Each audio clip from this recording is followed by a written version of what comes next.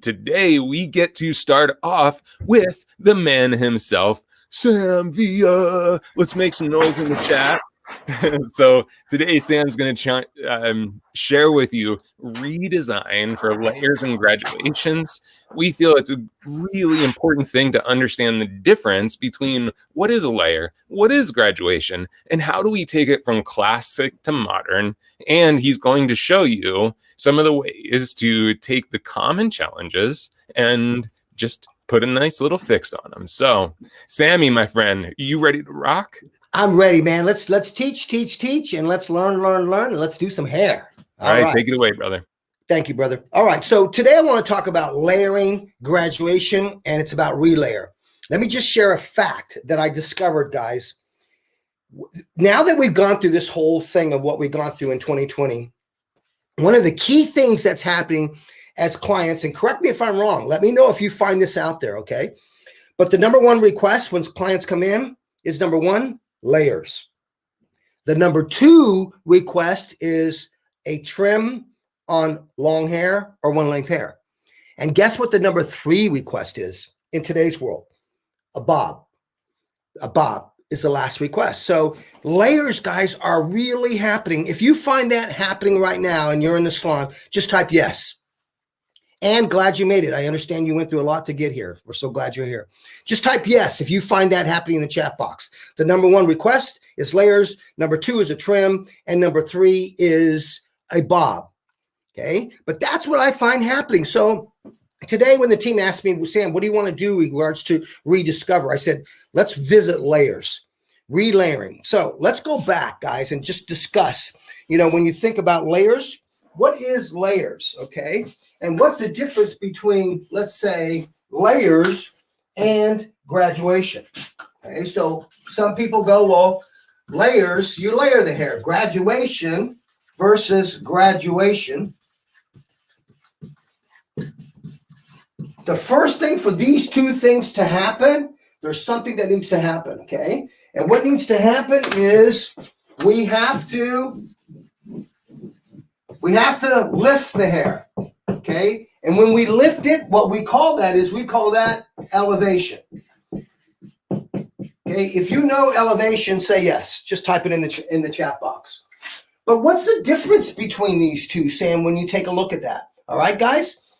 So the difference between, when you think about that, you think about graduation, all right? Graduation, and let me just give you the shape of the head, guys. Look at it this way.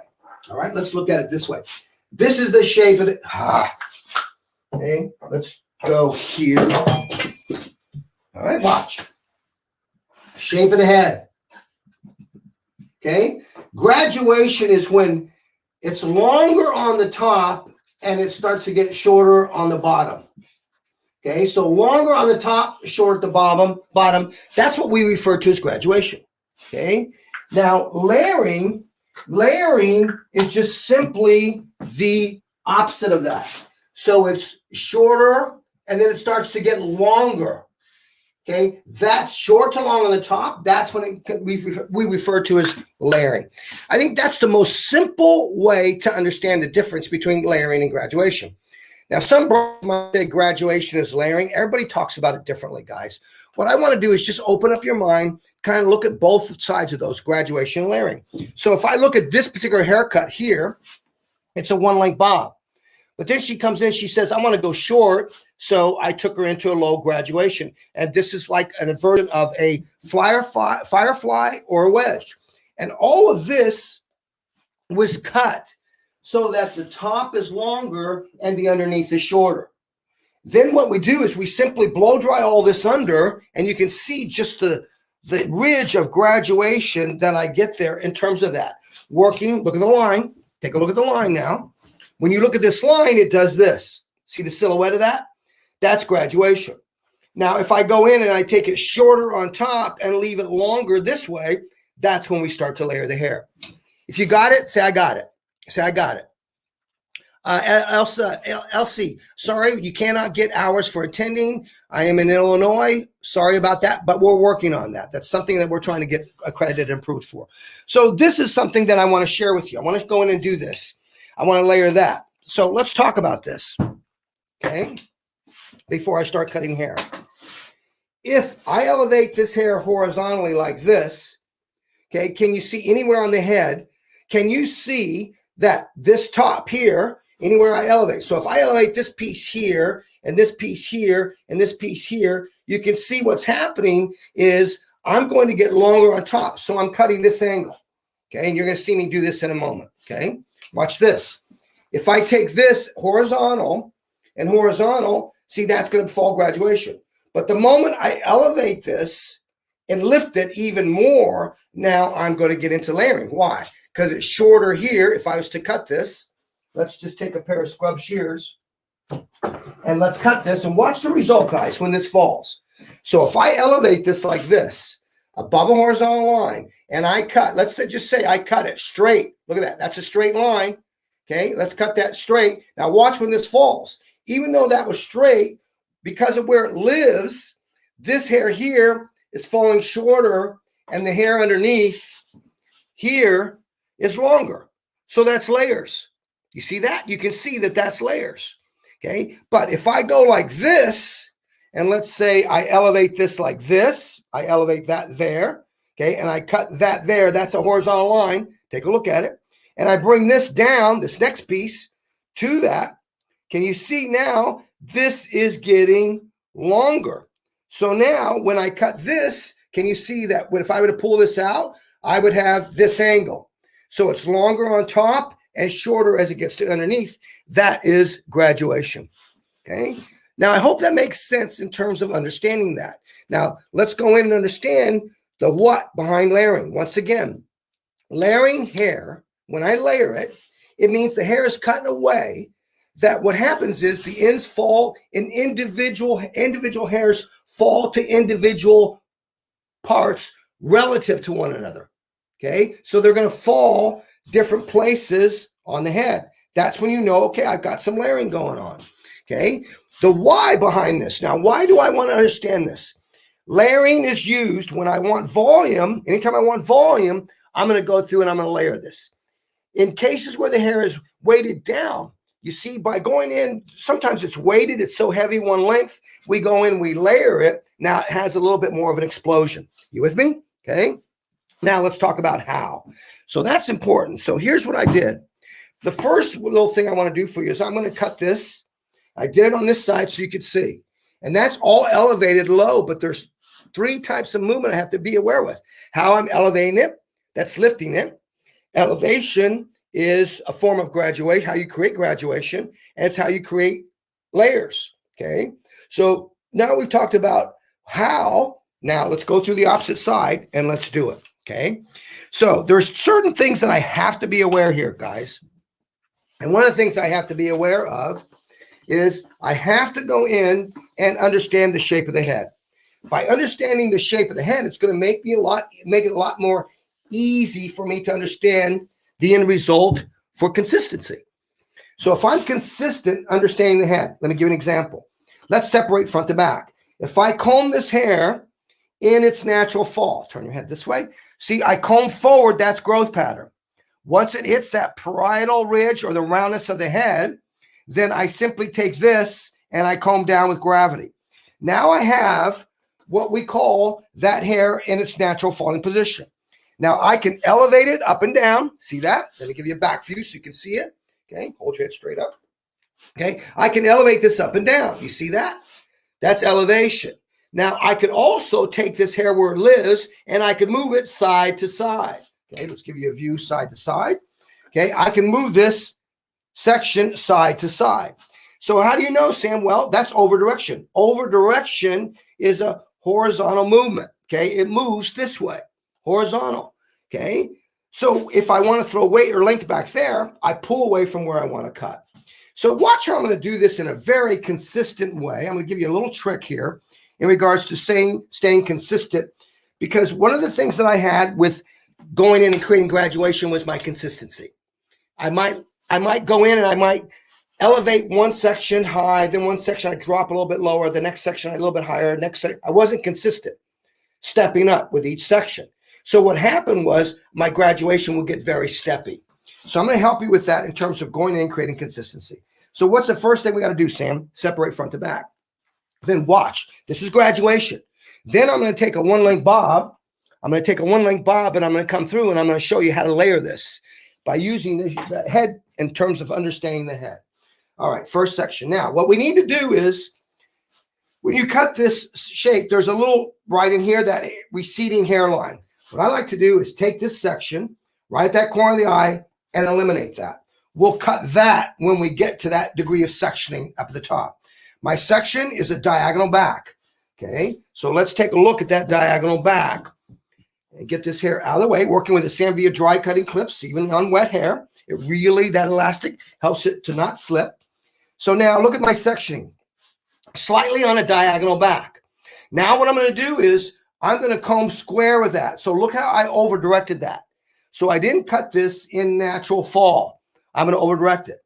The next thing I'm going to do, I'm going to give you a back view so you can see my elevation here, 3/4. Okay, I'll come in closer. You can see it. Okay, I'm going to take a diagonal back section. So watch what Sam's doing. I'm not taking this whole section at once and cutting this section at once like this. There's my guide, pre-cut my guide. Okay, what I'm going to do is I'm going to subdivide that. I go diagonal back, a little steeper. There's my guide. Now watch this, guys. Look at the angle. Look at the angle I'm cutting. I'm going to give it to you this way. Can you see that? Okay, here comes a black comb so you can really see it. Okay, look at how my hand is slightly going. So short at the bottom, slightly long at the top. Now watch this. The next section I take is a diagonal slice. I over direct. Now watch this. I like doing this because I want you to see this. I like doing this because if you can see this, guys, there's a guideline. There's a guideline at the back of my finger and at the front of my finger. See, if I take it like this whole section, then my guideline is a line here. I could adjust that. But if I have a point of reference here and a point of reference here, then all I'm doing is connecting the dots. So by subdividing this diagonal section, you maintain more consistency with your elevation. See, and that's the problem with graduation. When we graduate the shapes, is I lose consistency. Look at that. Look at that. There's a guide. There's a guide. Okay. So important you see this, guys. Look at. Can you see my guides? You see it? I got one here, one there, instead of a flat line going all the way across. Okay. Let's work with a white comb so that you can see this. I'm so excited because this is classic, guys, understanding how this works and why it works. But there are times when I think what we need to do is get back into discipline, Andrew. So important. So I got to be aware of my elevation. Look at my next section. Okay, now my next section's coming into that triangle now. So you see, I didn't take this section until I get level with it. Then I'll start taking some of that hair. We're still going to give you 3/4 view. Look at my section. Now watch this again, guys. Now, if you're going to say, well, Sam, that takes me more time to subdivide this. It's going to might take me a little bit more time. With practice, speed will come. But what really helps is I'm not going back at the end of my haircut and doing so much corrective work, trying to take care of the steps. Here we go. Watch. Subdivide. I'll give it to you a little bit more here. Okay. Subdivide. See that? Now watch. When I lift this, okay, because I don't have length in the front yet, but I can see my guide. See your guide. There it is. Okay. And I'm elevating on a diagonal. Now watch. Instead of taking this and sweeping it like this, okay, I'm going to subdivide that. See, I subdivide it a little diagonal steeper. Now watch that. Look at how I've got that guide on the back end and the top end. Okay. I find this to be much more consistent for me in terms of controlling my over direction. What do you mean, Sam? This is the tool that gets us in trouble. It's the comb. So sometimes I might comb this. Watch this. Let's do it. I might comb this. Look at this. Look at my over direction. Look at the grain of the hair. Okay. That's too much over direction. I want to stay square with my sectioning. There's where I belong. But now I got such a wide section. Let's go back through and once again, subdivide this. So I subdivide. Sam, when you subdivide, what do you mean? My diagonal is more straight up and down. I sweep that section. I elevate on a diagonal and I follow my guide. Watch. I subdivide on a diagonal. Watch when I sweep this. See, I elevate, start elevating. When you get to the guide, stop elevating. See, but that's what's so cool about this. Watch. I comb, See how I comb, keep the grain the same? Now I'm here. Now elevate. When you get to that guide, you know you're in the proper elevated place. See, graduation requires more consistency, guys. Now watch this. I'm up here now to that little area, that triangle that I detached as a section. Now watch. Look how that ties in. And then what I want to do is I like to read this front. Watch. I like to read it. See, look, see how I push that? So what that's telling me, Sam, is you need to cut that right there. So that point right there is going to be my guide that I'm going to go in and connect to. So once again, let's not get into that area yet. Stay a little bit. Okay. Too much hair. Let's go to the back. Go slightly back. Look at, watch. Okay. Now here it comes. Watch. I'm going to see a guide and a guide, and I need to flatten my hand out more. So I maintain that diagonal, fold, cut. Okay. See how I comb? Here comes my guide. Look at that. See, I just subdivide that. So if there's any message I have in this, Andrew, that I want everybody to get, it's the subdividing when it comes to this. It just helps for a lot more control. Any questions, AC? Yeah, so with that fringe area, are you over directing that off to the side a little bit to save the length of the fringe? Yeah. So let's take a look at it. Watch. There's natural fall. Okay. That's natural fall. Now mark that spot with your eyes. Okay. So what I'm doing is I am not taking this and cutting that there. I am over directing. Why? I'm over directing, AC, because I want a little bit more encouragement for this hair to kind of move back. See that? It just kind of slightly moves back. If I cut it in natural fall and I keep elevating, it's basically going to fall there. By over directing, it's giving me short to long movement to move back and away from the face. So watch. Every section I'm cutting, I'm over directing diagonally. Let's go to natural fall. There's natural fall. I elevate and then I over direct on a diagonal. So that would be the easiest way to explain that, AC. Okay, last section here. Look at, see that? Look at the guides. There's a guide. There's a guide. I just love cutting these short little shapes in this graduation this way. I've discovered it gives me more control. Then lastly, what I'm doing, hey guys, Andrew, Andrew, can you imagine what I just did? Talk to me about it. No wonder I was struggling with the line. I just used my scrub shear to cut that section. You're like, why won't these shears cut? Man, I make some crappy shears over here. Yeah, exactly. Tom is probably cracking up going, what shear does he have in his hand? Right. Is that the new classical? All right, here we go, buddy. All right, now we go to the back. Okay, now let's look at the back. Okay, center back to behind the ear. Look how wide that is. Okay, guys, you got to get this. This is wide. Okay, so look at the head.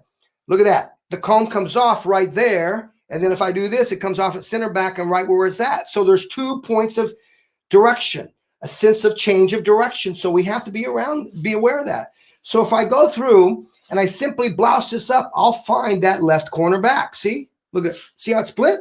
It's split on its own. So now what I'm going to do is I'm going to hold my position, my hand to this panel, if you will. Then I'm going to turn my hand and position to that. So instead of me taking something wide and cut, think I better turn, cut, think I better turn, cut. So what's happening is you're going to find you're going to lose your balance. Much easier to do it this way, okay? So here we go, diagonal back. And look how I take some of that section that I previously cut. So now we'll look at the comb. So that's going to be the position of my hand. So important you get this, guys. It makes it so much easier. Watch, subdivide that on a diagonal.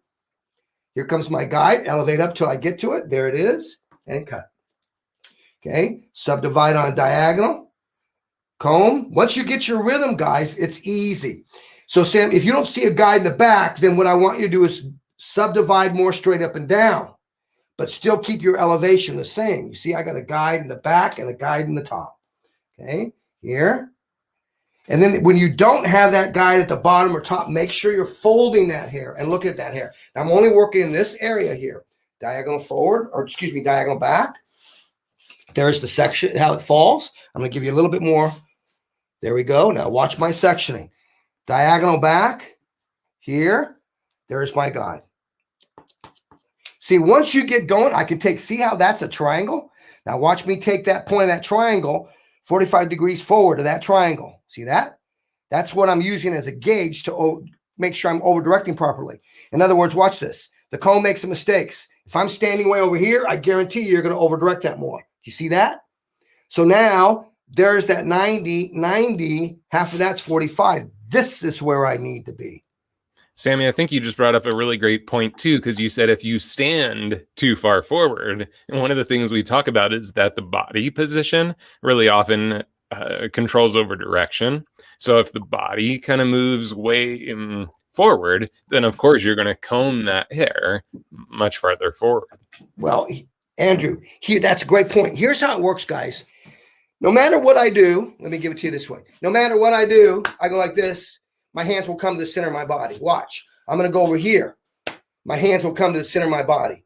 So imagine, comb comes to the center of the body. Comb, center of body. So now if I'm standing here and I comb this, look at where I go. Center of my body. My body will turn so I can get to it, but I comb center of my body. Watch. This is where I need to be standing so that I comb to the center of my body. If I move 1 foot, just 1 foot, a half a width of my foot forward, I just made more length. Did that make sense, guys? Be aware of where the center of your body is in relation to the head shape. So critical, AC. Hey, our friend, I'm going to probably not get the name right. I think it's Jaya Rao, asking about the difference between swelling, graduation, and over direction. I think this is a great question because I think regardless if you're talking about swelling, graduation, layering, whatever, can you talk to us about the difference between layers and graduation versus over direction? Okay, watch. Let's go here. Okay. Watch this. I'm going to give it to you like this so you can see. You got to get this. Let's agree that's natural falling position. Type yes. That's natural fall. This is where it lives. So watch this. Let's agree that if we move this hair side to side like this, let's agree that's over direction. Type yes. Okay. Type yes in there. Okay. Now watch this. I want you to get this because most people, Andrew, consider swelling graduation as over direction. So let's explain swelling first. Okay. Watch this. Now you tell me, guys, watch. Elevation is up and down. We agreed on that. Over direction is side to side. So watch this. Elevate, elevate, elevate, elevate, elevate, elevate, elevate, elevate, elevate, elevate, elevate, elevate, elevate, elevate, elevate, elevate, elevate. Did I move that side to side at all? Oh, I elevated to the opposite side. Yes. But my question is, did I move it side to side? Watch this. Nope. Give it this way, AC. You see? Here's natural fall. Right there. We agree? Okay, watch this. Elevate, elevate, elevate, elevate, elevate, elevate, elevate, elevate, elevate, elevate. So all I did was pull the hair to this side. Okay, now watch this, guys. Stay with me because that's such a great question. I love it. Okay, watch. See, so I'm only cutting this side. I'm not picking up this side. So what happens, this hair here gets short. This hair that lives here, let's take one. Okay, this hair that lives over here, see that? And I'm cutting here. It's getting what? Longer. Do you see that, guys? You see that? So what's happening is I'm actually swelling the hair so it gets more volume. Did that make sense? Okay. Now watch this. Okay. Stay with me, guys. Here we go again. Let's go here. Okay. Elevate, elevate, elevate, elevate. So I elevated that how? I elevated horizontally. But now I say to myself, I want to throw more weight, length, and movement. I want this hair to move back. So let's over direct. You see that? So now watch this. Elevate, elevate, elevate.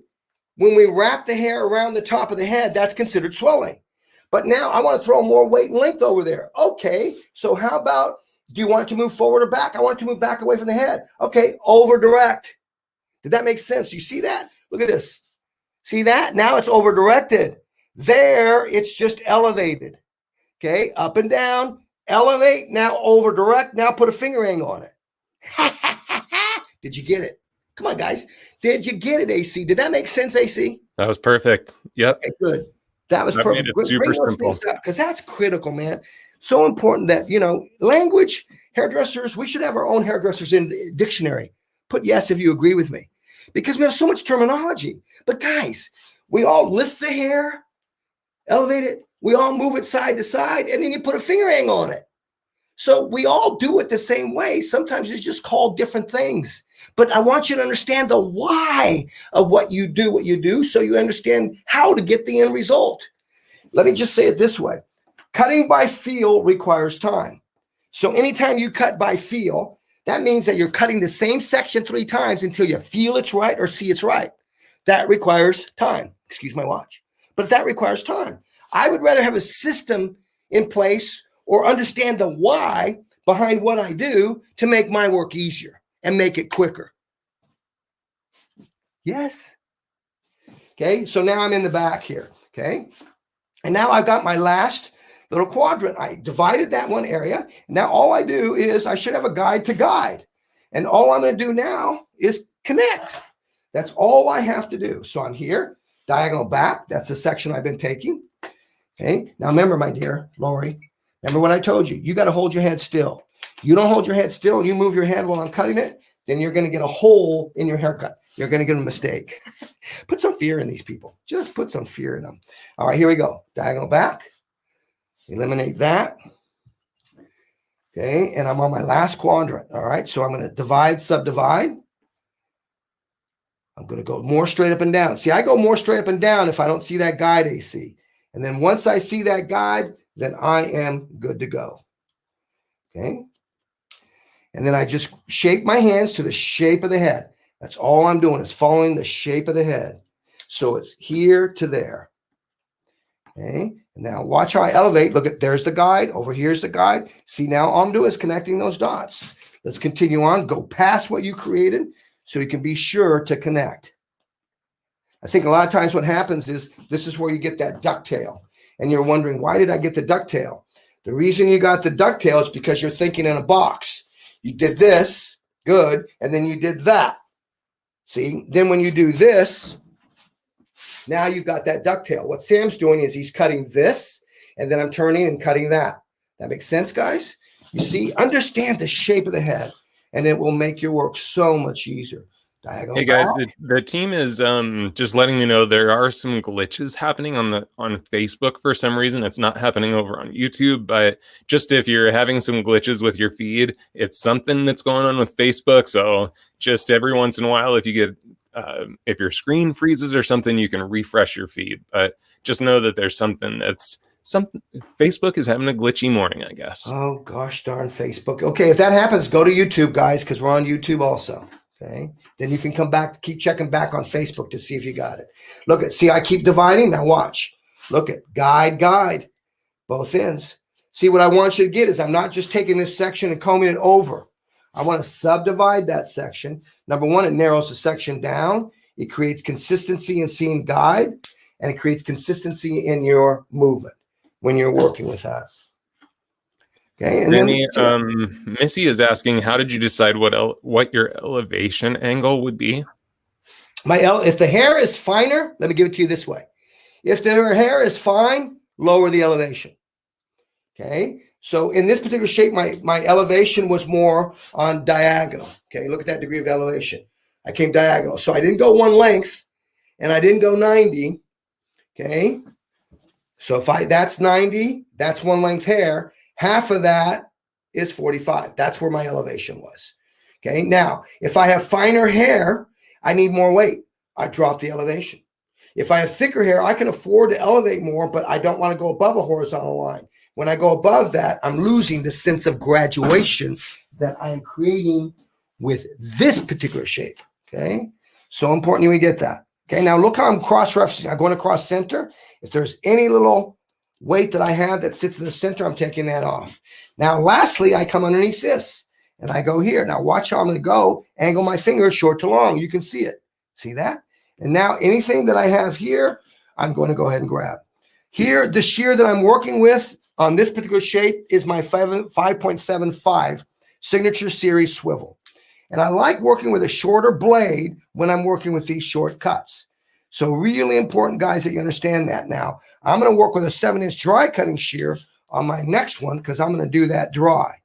So I just wanted to really today share with you just ideas of graduation and ideas of layering. Okay? And then look how I'm cross-checking, coming back in that center. I elevate anything that I see that tends to have a corner I'll take it off. Okay.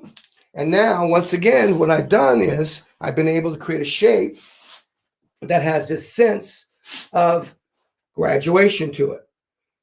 Okay. Now it's just a matter of me tweaking these areas that I want to tweak. Okay. If you learned something here, say yes. And what I'm hoping that your takeaway is going to be the idea of understanding graduation, what the difference between graduation and layering, but also understand subdividing graduation is going to give you a lot more control. All right, guys, any questions on graduation? All right. All right, let's move to one length here, and let's say that we have a bob now. All right. All right, Vernon's in the green room. Vernon is in the green room. I'm excited. All right, here we go. One length bob. Okay. Now a client comes in and she says, where's your face? Here it is. Okay. Client comes in and she said, that's her face. She says, Sam, I want to put some layers in my bob, but I don't want to lose my bob. Okay. So really important to get this, guys, in terms of how do you layer out a bob? I don't know about you, but I learned the way where I just would pick it up vertical long section and determine where I would start. Let me give you an example. Let's go profile view. Okay. Now what I would do is I would take a vertical section. The client said, I want to layer my bob. And I'd lift it up like this. And I go, oh, okay. I think I'll start my layering here. So where do you start your layering is where I want to ask you, where do you start? Okay. So one of the best places to understand is shape of head. If we understand the shape of the head, then we will understand where to take our bob, where to start that layering. If we don't understand, my dear, you need to really sit still now. Okay, I need you to keep your head straight up now. You're really not behaving today. Okay. Is she drinking this morning again? Oh, she had Kahlua in her coffee. These models, man, I tell you. You know. Okay, there. All right, so what's the first thing you need to understand, Sam? First of all, understand the shape of the head. That's so important. Okay. Well, what do you mean? Well, let's do this. Okay. That's front. Okay. Let's separate front to back. Watch this. Okay. So let's just separate that. Now let's understand the shape of the head. What do you mean, Sam? Watch. If I take my comb, there's the shape of her head. If I take my comb, I take the base of the comb, the bottom of the comb. No matter how far her hairline grows, I take it on that. Okay. I take my comb up. Now look where the comb, that transition is happening. You can see where we have that horizontal transition where it starts to change direction. So you can see it change direction right there. See that, guys? Okay. Now I'm going to slide my finger here and I'm going to take a slice right here. Okay. I'm going to leave this hair alone. I'm going to take this to the top. Okay. Now, some people go, well, Sam, I don't section. Guys, once again, I'm going to section for control. I'm going to section because I'm working with the shape of the head. Now, once I've done this 100,000 times, there might come a time when I don't need to section. I know exactly where the shape of the head is, or I just simply go around using my comb. Okay, now watch. I come to this area now, and I'm going to place the comb right behind the ear. I'm still determined where does that come off? Right here. Okay, see where I'm going, guys? Okay, now I'm going to take this up. So in other words, what I'm trying to help you is, this is where the head changes direction. This is going to be my guide to determine that layering. Well, Sam, what if I want it shorter? Then I would drop down to the nape area. Watch this. I'm giving you the right side. Then I drop down to the nape area where the comb comes off right here. This would be the point of where I would start the layering. And now I would start to layer. Is this making sense, guys? You see, I'm eliminating the guessing game. The more we guess, the more we cut by feel, the more corrective work, the more detailing you're doing afterwards. But if I understand the shape of the head, understand those movements, elevation, over direction, and finger angle, then it's going to make my life a lot easier determining how to get to an end result. I remember, I'm saying this from experience because I used to guess. I used to say, I'm an artist. Let me cut it 10 times. And then I get into it. But what I did was I found myself constantly running behind. And it's because I had to tweak it, do this, do that until my body felt like bouncy and it felt good. Then I'd go to the next client. No, now I have a system in place. Okay, here we go. There's where it comes off. So I section there. And I'm taking all of this, guys, just eliminating it. Because the reason I say that, guys, is because some people say, well, Sam, I don't section. Well, neither did I at one point. But what I've discovered is that the sectioning is critical. Very, very critical, because it helps me, number one, as I said, to control, and helps me to keep consistency. Consistency is the name of the game, guys. If we can be consistent, then you're not going to have any problems. Now I just come back and I'm just evening out this top. Now, all of this hair that I have up here is what I'm going to layer. Why, Sam? Because I want to keep the bulk of the bob. I want to keep the bulk of that bob. I don't want to lose it. But she says to me, I'm ready to layer this out. Remember, I told you in the beginning of the class, the number one request when clients are coming in, please, can we layer my hair out a little bit? So you got to really understand layers. Okay, well, ask them. I'd ask them, what do you mean by layers? Oh, I mean it like this. Oh, that's not layers. That's graduation. I don't expect them to know graduation, but I know mentally I'm going to approach that with a low degree of elevation. Here, I'm going to go with a higher degree of elevation. Okay. Hey, Sammy. How are we doing, AC? If you're learning, just type the word in, learn from me. Definitely get lots of comments. It doesn't want to get a bump at the bottom. And what do you mean by a bump at the bottom? Here's my bottom. I'm almost wondering if he means if you get weight buildup at the bottom. Watch me cut it, and I'll go through it. Go ahead, AC. I'm wondering if she means that you get weight buildup at the bottom. Well, I want to maintain the weight in this particular case. So this would be great for fine hair, Andrew. Right. Now, if I wanted a little bit more reduction of length on the top and a little bit more volume, I might go in and start at the nape and use that piece of nape as a guide. But I'm not going to necessarily get a bump at the bottom. If you mean bump and weight, like Andrew was saying, yeah, I want to save the weight in this particular case. Okay. Remember, guys, learn the why. I don't want you to learn a cut. This is not about learning a cut. It's about learning the why in terms of graduation and layer. When do I graduate? When do I layer? So I can't cut everything the same. Vertical, vertical, vertical, vertical, vertical. You're going to get the same shape. So I might go in vertical, but I'm going to angle. I might go vertical, but I'm going to angle. Making sense? You see? Your finger angle is your creative movement. That's your most creative movement there. All right. I'm going to switch to a 7-inch dry. And then I also like the 6.75 Streamline. Okay. The Streamline, what's the difference between the two? This was a dry cutting shear, has a little more weight to it, has a sword blade on top, so you have that excess weight that you need to get through hair that is dry. When the hair is more wet, it's more supple. This is a Streamline. Look at the difference in the handles, okay? So if you look at the difference in the handles, one is smaller and one's slightly wider. So if you feel you want something a little bit more small in your hand so you can palm or grab, the Streamline is for you. Same metal, okay? So excuse me, same type of steel that we're working with in regards to millennium alloy is what we work with, okay? Okay, so I'm going to go with my 7-inch dry, and I'm going to work with a swivel. Look what I've done underneath. I've isolated that because I'm going to cut the top. And I want to be able to pick up my sections again. So it's so important I've isolated the underneath. Okay. Now watch what I'm going to do. I'm going to leave her about that level. Let me make sure you can see her. Look at her. Hold your head straight, love. No, other way. There we go. Hey, Alyssa has a great question here that I think kind of speaks to a few things, but she's asking, does the length of the bob change the angle, or does it stay basically the same for the same end result?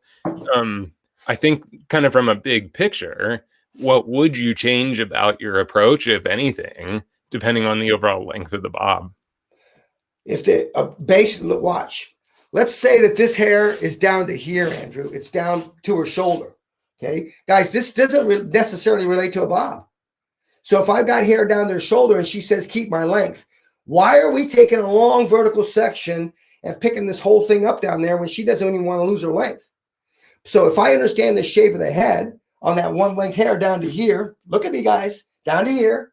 If I understand the shape of the head here, and now I'm going to use that one length hair as my guide, now I'm going to layer. Now, how short does she want the layer? I flatten my finger out. How much longer does she want the layer on top? I go diagonal. Is this making sense, guys? You see? So, you know, you're not going to, you're going to get weight. What this is, I'm trying to help you with this. Too many times when we layer, and I can speak for myself, we make the hair too fine, too thin. Okay. So if you're blending fine hair and they want that Farrah Fawcett and you're blending it through, you're getting fine ends and it's transparent. Say yes if you're with me. Say, I know. That means that you've been there before. Okay, so I have to leave the perimeter alone on fine hair. A lot of times now, zigzag section and detaching it really works well. Okay, so here we go. Top, here it is here. I'm going to work vertically around the head. See, now watch me work vertical. Here's my vertical section. Where's my guide? Right there. Now watch me lift this up. Here's my guide. Okay, there's my guide. Now look at the hair I got to cut. See that? Now I'm going to go shape of the head. Boom, right there. I went shape of the head. That comb is the shape of her head. There's my guide. Now I'm going to cut this blunt. Okay, so now watch me release, but I left the weight of the bob. So now I go to my next section. Watch. The reason I section, look at, see how easy it is for me to just scan across the clips. Now I come back in, wide tooth of the comb, the sectioning tooth we gave you. Now I come through and I'm going to cut this. Now watch this right where it grows. So watch how I comb. Look at, see, that's over directing. See how the hair that's going to be cut is over directed. Now watch my comb. My comb comes in from this side, pushes the hair back till the spine of the comb is over that section. When it's over that section, boom, I comb up. Now I look for my guide. There's my guide. Is this making sense, guys? You see how much control I have? Look at me release. Okay, look at, now you're going to start to see that bob have more roundness to it. So I rotate her. Okay, now I just skim across. There it is there. See, there's my top. Okay, now I take another vertical section. I'm going to pivot. Okay, I take a piece from underneath. That's my guide. I place the comb. Watch this. I'm going to give you a front view of this so you can really see this. Okay, now watch. Here's my guide. Watch, there's the comb, shape of the head. Watch me just comb straight up. Fingers overlap until I get to that short point, and I cut. Okay, now my next section. Okay, now when I get to that point right there, I better start over directing this back because it's jumping up on me. So I got to be aware of that. This should round it out a little bit. Should round that bob out a little bit. There's my guide. Trust it and follow it. Okay, my next section. Now I'm still pivoting, but I'm over directing now. Okay, see me over direct. So I combed on, my last combing angle was on this side. Now I should round this bob and give her just a little bit more of an angle in the front. Just a soft angle, guys, but she still has her bob shape. She did not lose her bob. So now let's just take a look at this side so you can see what's happening. Okay. And I like to do this, guys, dry cutting. Look at that. Oh, dry cutting is a visual exercise. That's what dry cutting is. Now look at how this bob still has the illusion of looking one length. Okay, see that? But watch what happens, the movement and the volume that she now has. You see that? And that's just simply understanding the shape of the head, guys. So simple. Go ahead, AC. It's beautiful and simple, my friend, as always. So you're cutting dry. Yeah. Is there a specific purpose for cutting dry on this or just a preference for the show? Oh, thank you, Andrew. I would recommend when you're going to do this. Okay, let me just say it this way, AC. Okay. Dry cutting, guys. I'm dropping my combs, AC. Okay. Dry cutting is a visual exercise for you, the hairdresser. It is not for the benefit of the client unless you're cutting textured hair. That's another class. Okay. So what do you mean, Sam? Well, I dry this bob. Okay. Then I go in, section the shape of the head.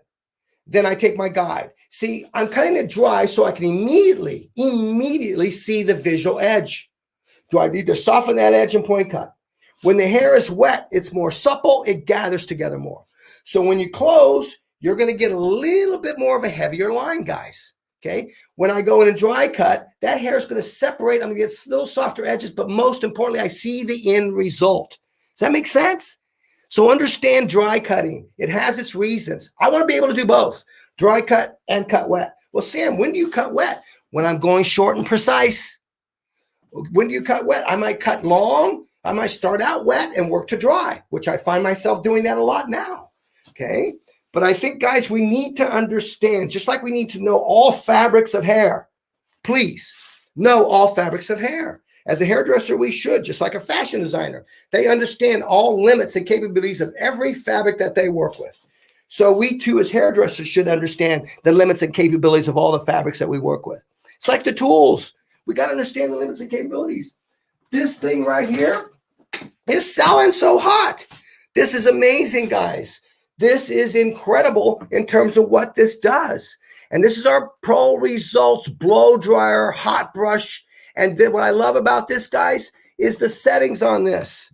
I mean, when you look at this, but what I love is this is a hybrid tool, blow dryer and brush in one hand. Hybrid tools are important now.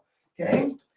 Here's your waving iron. This is cool, guys. This is your waver. Okay. Now I'm loving this because once again, this is not your iron skillet that you have to pick up. It's just really lightweight. Look at, you got a double barrel. It's double, not triple. Okay. And it's much more light, much more compact. But once again, a hybrid tool. Some people are not familiar with irons. I like these because can you imagine? This is an express service in the salon. They come in for this. It's express service, 30 minutes. Come in with your hair dry. Let me refreshen your blow dry 30 minutes. Whatever the price is, half of a haircut. I don't know. You decide the price. But express services are going to be critical now, guys. Are you getting this? Come on, guys. Are you getting this? So important you get this, okay? So now let's continue, Sam. You're getting too excited. Okay. That was my little voice talking to me, Andrew. All right. So remember, combing. I'm combing right from where it grows until I get to that recession area. When it recedes right here, about where I'm at now, I need to start thinking over directing. Okay. I don't know about you guys, but I've had fun doing this. I mean, sometimes I think, Andrew, we forget about the discipline and these basics. And I think in today's world, these basics are really important for us, especially now behind the chair, guys. Express services. People talk about speed. It's not express service. It's not speed, guys. Let me give you an example, all right? And then I got to get off here and get ready for the awesome, incredible Vernon Francois. Okay, let me give an example. In the past, if you followed us for a period of time, say yes. Okay, just write the word time. Just write the word time. If you've heard me say fringe benefits, type the word FB. If you've heard me talk about driving clients back in when you cut a fringe, just type BI. Okay, come on, guys, get in there and type it. Type it. I'm not moving until you type it. Okay, good. All right, so let me explain this. If I cut a fringe on this, and I tell her you're eligible for fringe benefits. In the old days, I would say you're eligible for fringe benefits. You get one free fringe trim in between your haircut. It takes me a moment to do it. They'll book you in between haircuts. But now I'm not going to do that.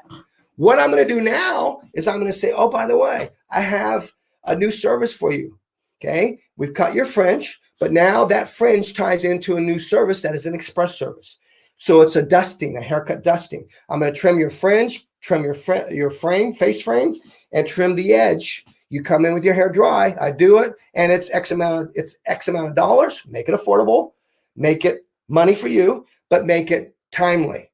Okay, so that it's maybe 30 minutes express. Does that make sense, guys? So in other words, Sam, you're saying no more fringe trims. That's right. Turn that into a service. People want in, they want out. You know what people are doing? They're extending their appointments.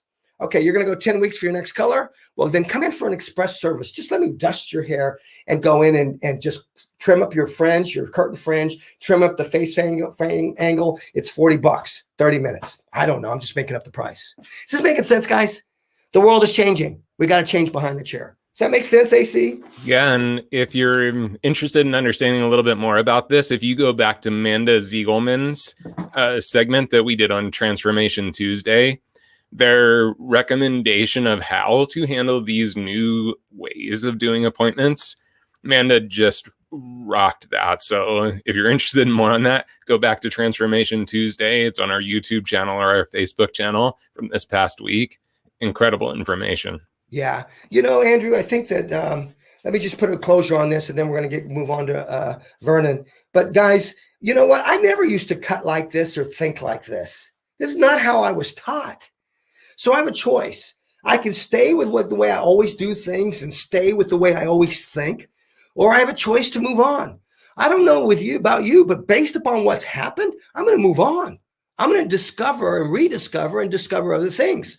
Right now, I'm reaching back to the past because the past is where we learn. The future is where we apply it. Sam, what are you talking about? Bridget Bardot. Bridget Bardot is I'm seeing her on everybody right now. And people don't even know who's Bridget Bardot. Well, you're wearing her haircut. You know, Bridget Bardot, little Bridget Bardot fringe. Make sure you check me out. I'm going to be doing that coming up in events coming up. I got one coming up with Redken. I'm going to be doing that. As a matter of fact, February the 16th, I'm doing Bardot. Our next Tuesday, Transformation Tuesday, I'm going to do it. So guys, you got choices. Keep doing things the way you do.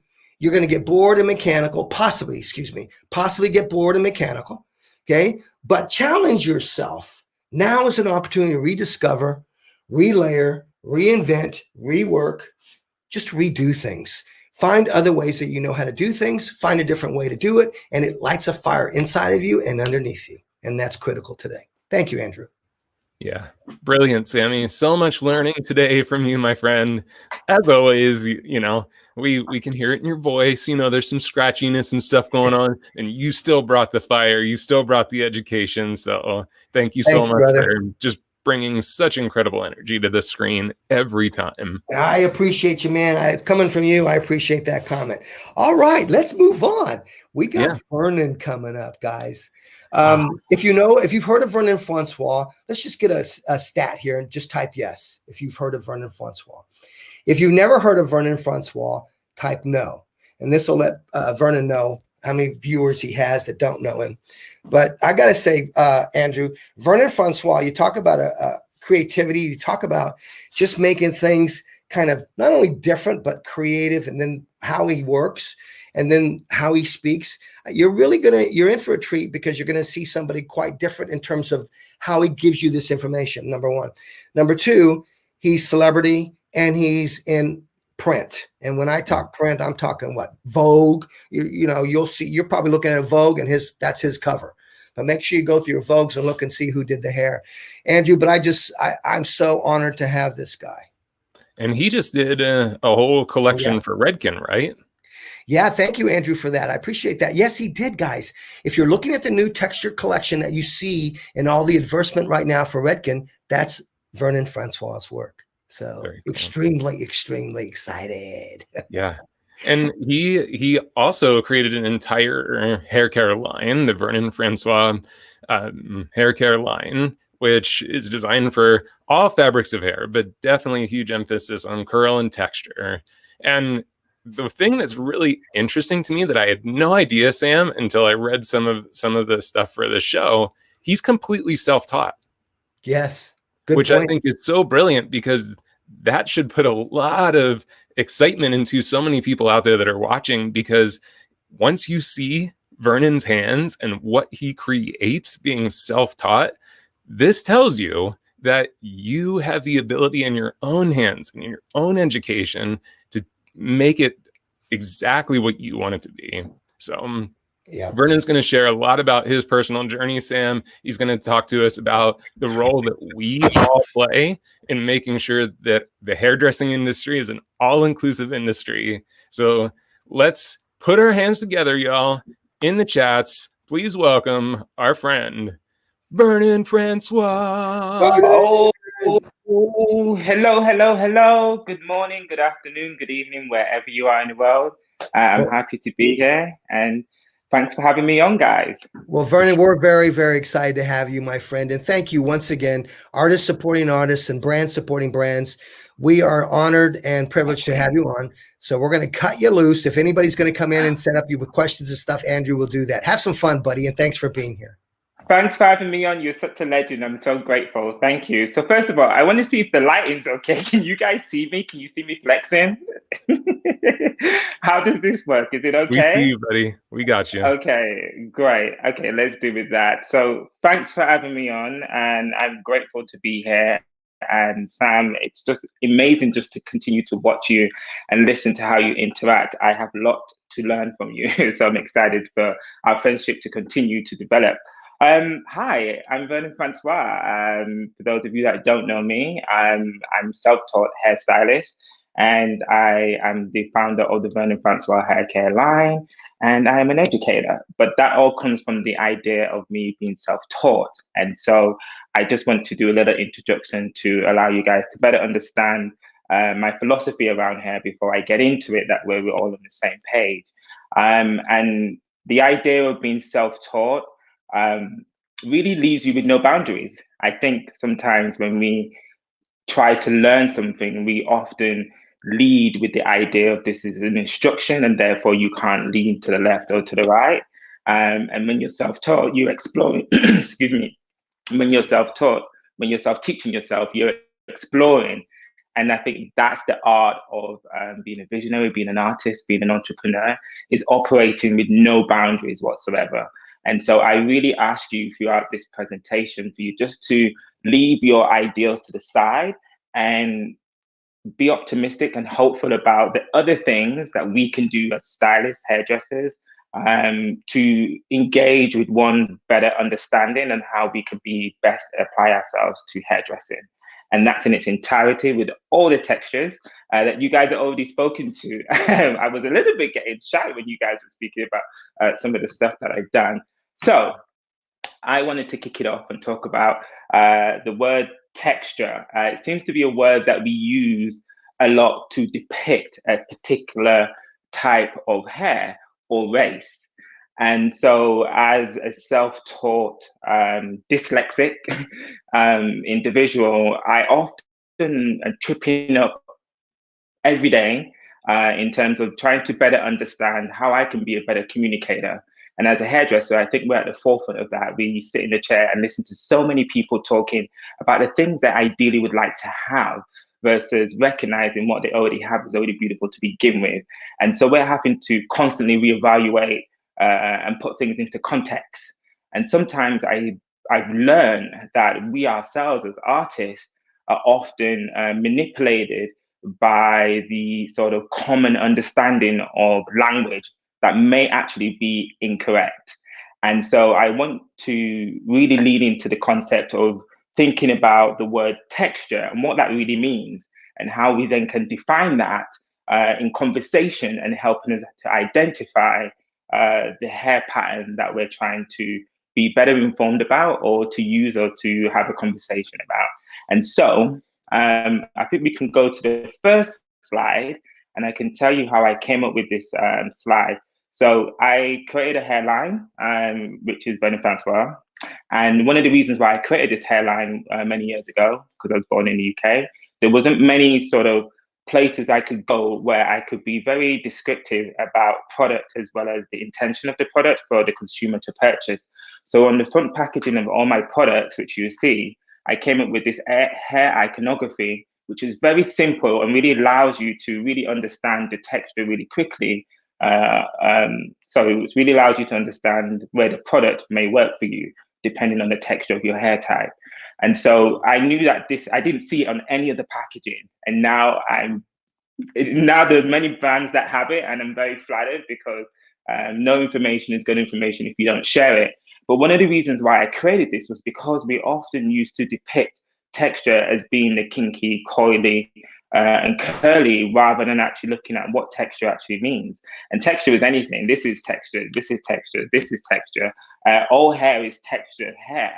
And so what I'm asking everyone to think about is to redefine the way you communicate the word textured and actually probably remove it and be more specific and say curly textured hair, wavy textured hair, straight textured hair. And by doing that, you're also removing race from it. Whilst I recognize race is a big part of the conversation, of course it is, but actually you will learn very quickly that most races can actually have all of these hair textures in them. And what often happens is we're depicting and describing race before the hair. And that can often be quite uncomfortable for some people that might not be comfortable with working with all these hair textures. And so that's something that I've learned over the years, myself included. I was using the word textured, and even in all these interviews that I was doing, something wasn't sitting and I couldn't really depict what it was. And then I realized that the language that we're using is incorrect. It's not descriptive. It's depicting these nuances that consistently bring cultures down. And so I wanted to reverse it and allow us all to be accountable for the language that we're using. And so I really want you all to take that away and just ask yourself, are you being accountable for the way and how you're choosing to communicate hair?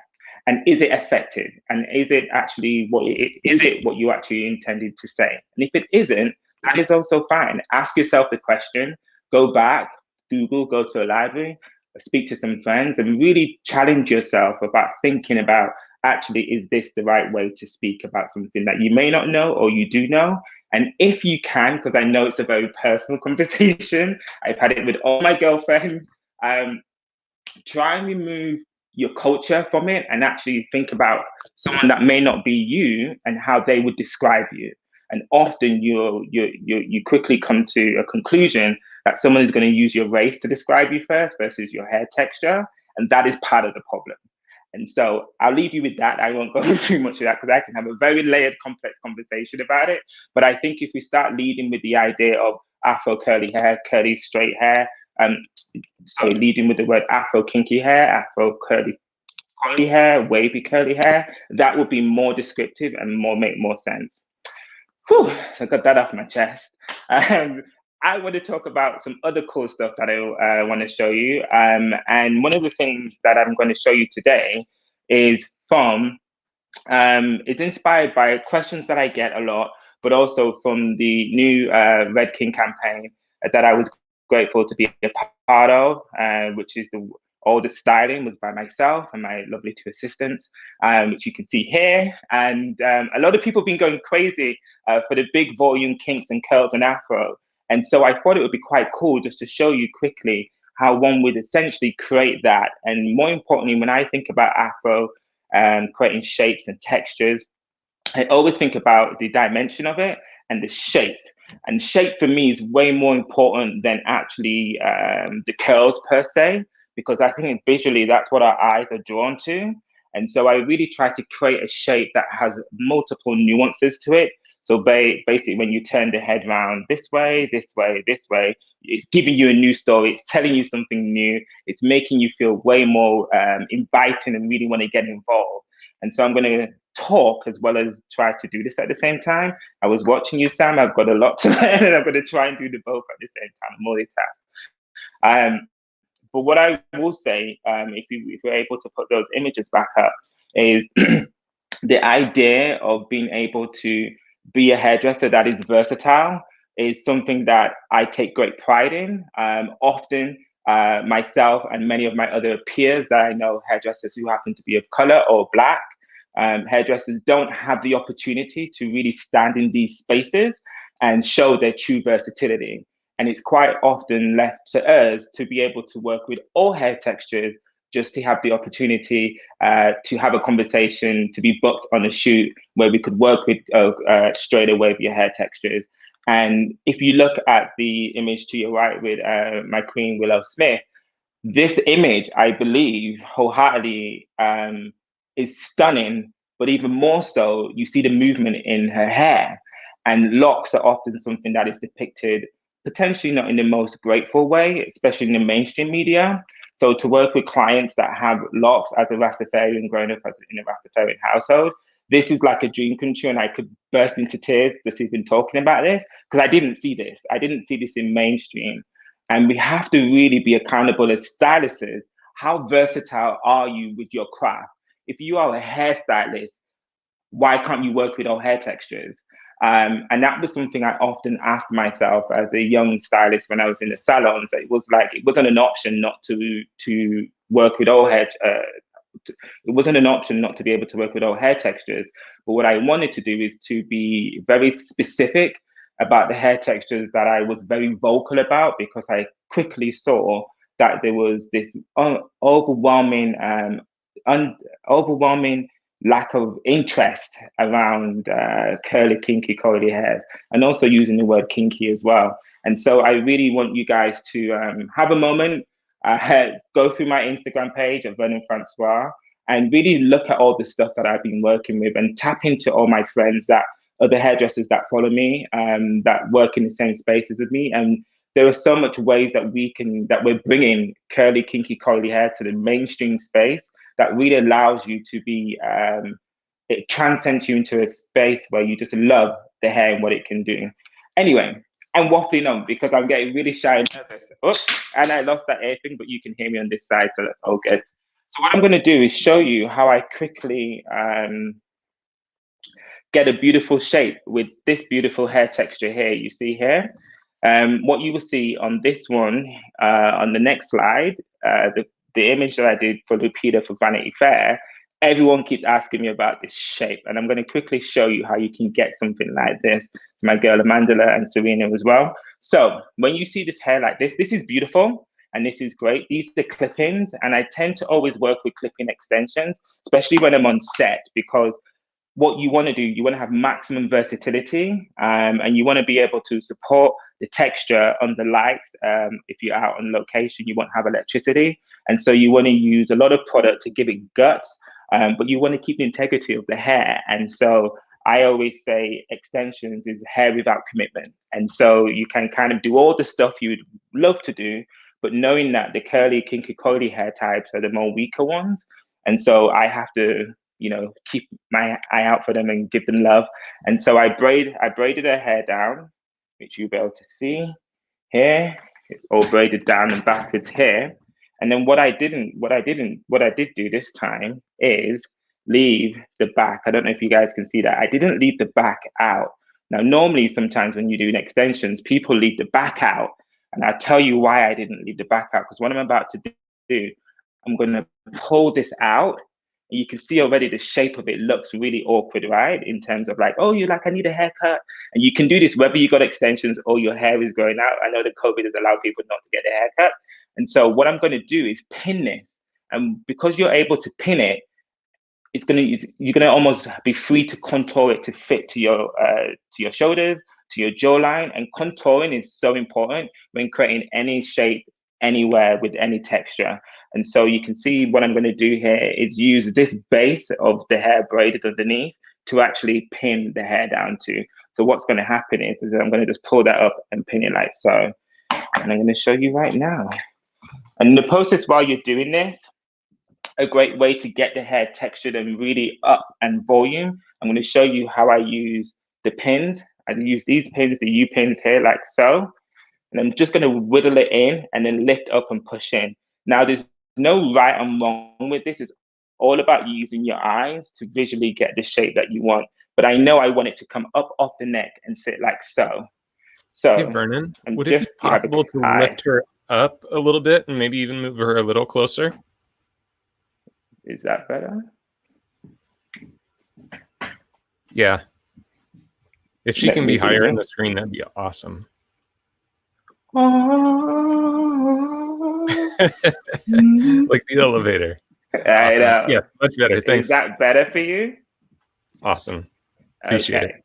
Of course. And so what I'm now going to do, you're going to watch this here. This shape is going to go in like so. And that basically, once you've got your shape in your neckline, you can create anything with the top bit and it's going to look amazing. So I'm just going to get the pin like so, whittle it in, get to the braid, and then push and pin in like so. And already, as soon as I've taken that side up, you can see now this side is left down here. And I'm just going to follow it up like so. So I'm just going to show you around here. I don't know if you guys can see it. Like, yeah, okay. So I'm just going to take my U-pin. You can use a long one. I like to use the short ones. The short ones I find have a lot more grip. And so I'm just going to whittle it in. You don't have to be uniform with this. I find myself, when I'm less trying to be too neat, it then looks uncomfortable. So you just want to get the U-pin like so. Find places, just use your eyes, find the places that look really disconnected to you, whittle it in, push to the nape of the neck, and then push in. And already now you can start to see I've taken that in like so. It's almost like a V-neck, it's contoured to the neckline. What that's now going to allow me to do is just pull out a little bit and start to shape. And already that looks like I've cut the hair shape in here. And this is a really good technique for when your hair is going out, but you don't want to cut it. And often because of the shape of our head, the lower section ends up being a lot longer. And then what I'm going to do for you now here is show you how I now get the volume and the texture. What I have done at the front here is use some of my styling cream and leave-in conditioner and just to style the hair here. And I'm just going to pull it out. And what I do is I use a styling cream like so. Just rub it in my hands. the styling cream for my collection. And when I'm using with any products, I really work it into my hands. With curly afro hair, you have to be willing to get involved. Don't be shy, like really get involved with the hair. The hair will thank you for it, but also make sure that you're being tender, love and care. I call TLC. So I'm just putting my hands through it like so, working it through. This just gives it guts at the roots. And then I use this magic comb.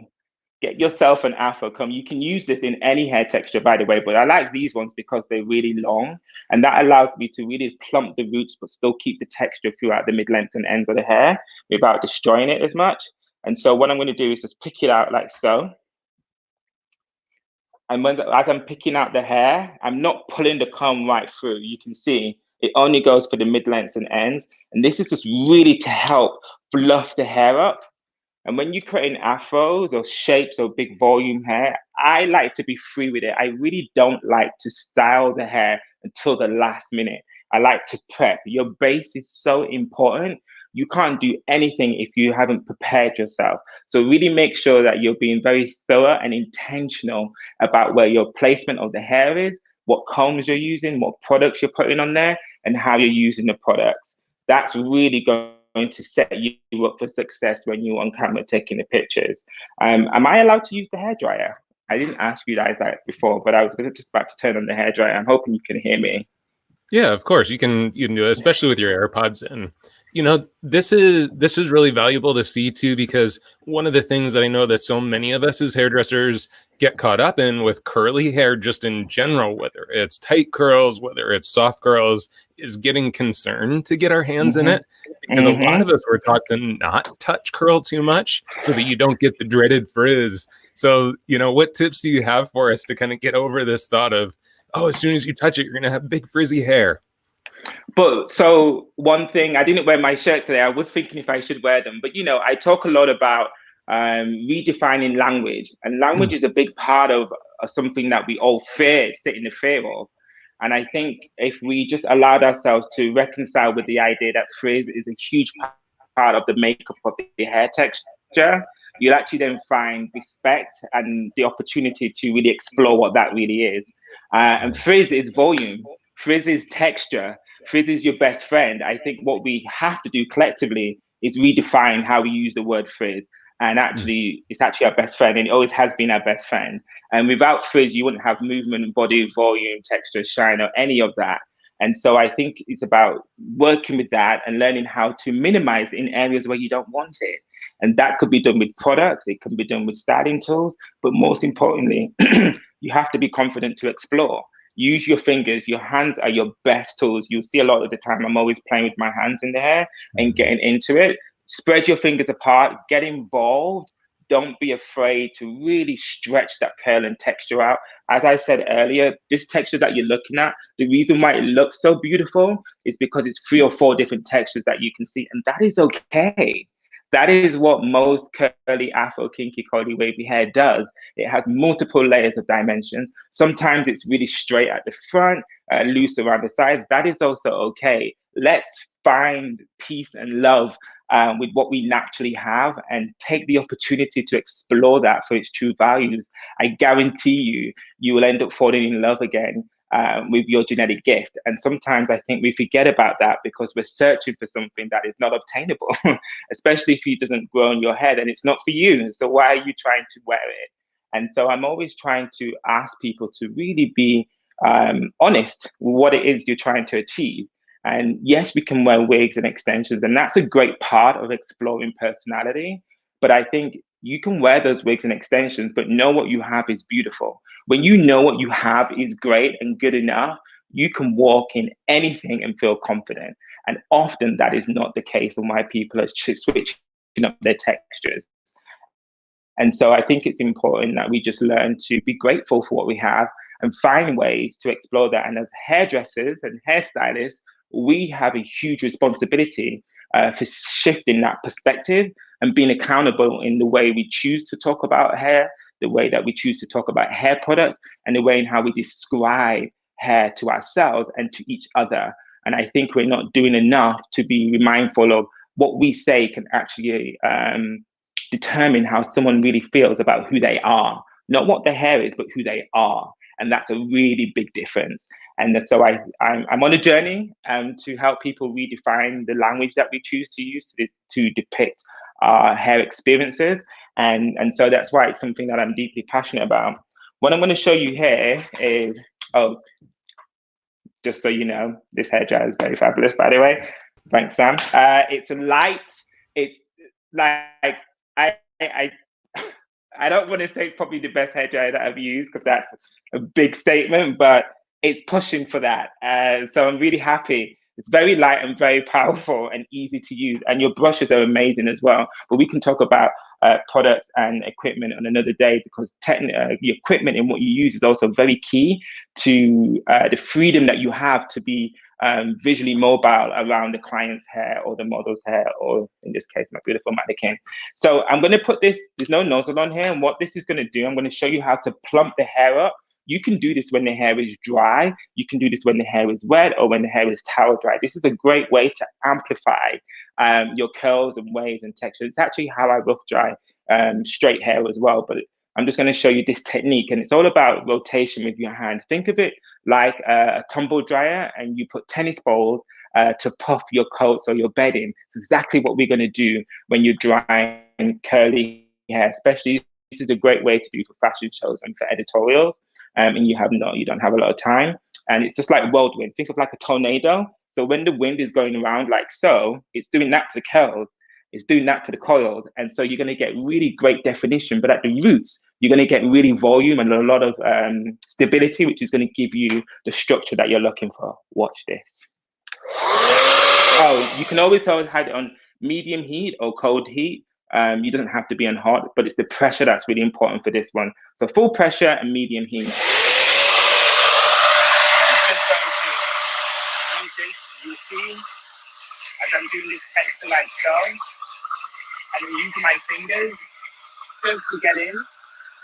What I tend to do with this is then use a hairspray, and the hairspray will help to captivate and keep the volume in there,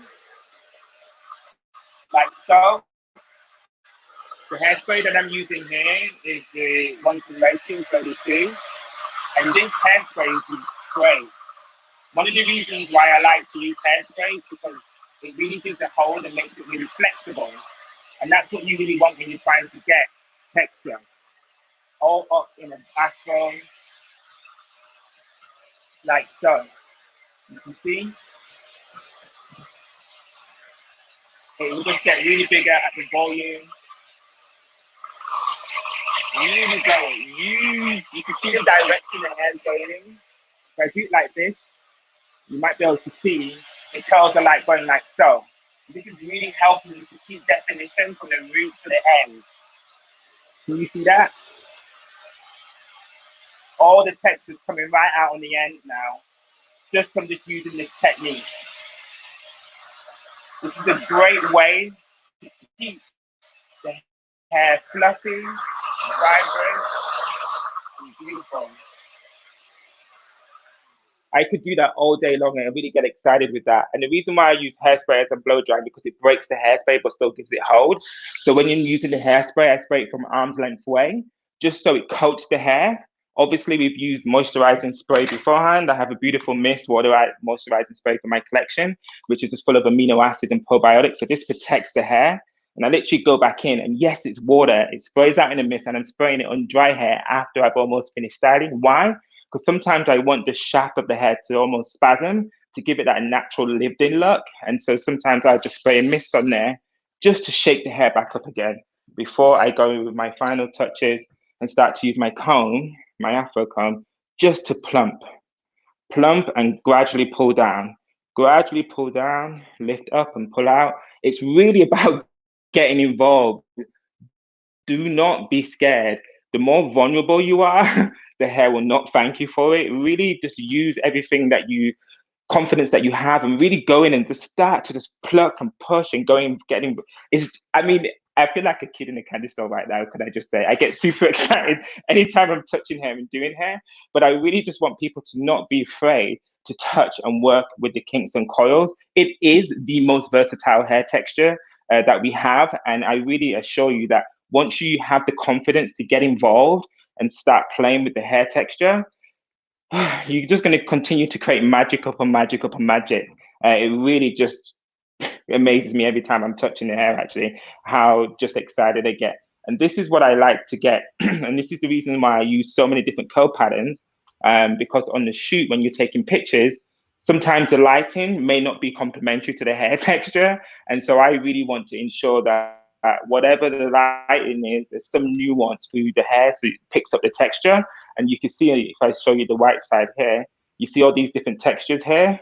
That is what is going to be caught on camera. And that is why I tend to use 2 or 3 different curl patterns, but I also tend to use 3 or different brown shades that reflects the light. Photography, whether it's in daylight or in studio lighting, the color of the hair is really going to help to pick up the light. I try not to use black because I actually find it goes flat. I use more dark browns that have more red undertones because the red is what's going to reflect shine. Nice. Hey, just because it did actually kind of mute out your voice a little bit, what kind of hairspray do you recommend when you're working with that? Was it more like a hard hold hairspray or something more loose? I love using, the one from Redken that I've been obsessed with is the Extreme Hold. For natural, it has a natural fragrance, but it's number 32.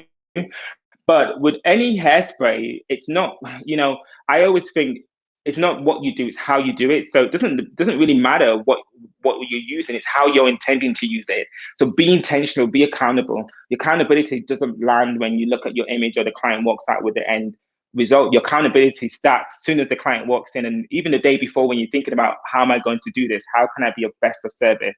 Think about what it is you're trying to achieve and how can you achieve that in the tools in what you're using. So when I use hairspray, generally, it's always sprayed at arm's length because I never want it to sit on the hair unless it's like a sleek look, and that's a different conversation. But with hairspray generally, it's designed as a mist. One of the things that I really talk about through my collection is education through product application, which I've found over the years. Even when my clients would use and be in a salon, they would come and say, oh, these products don't work. And I'm like, well, I know they work. Why don't they work? And I learned very quickly that product application was a big thing in that. And so when you see anything that sprays, it sprays out into a pyramid, which is suggested that by the time it goes into its widest format is the point when it should be connecting with the hair. And so if I do it like so, you see, by the time the hairspray is actually touching the hair, it's a mist, it's not intense, it's not hard. It's going to do really a lot less damage to the hair if you're worried about using any form of alcohols on your hair, which is why you should have a heat protector underneath. But it allows the hair to be flexible.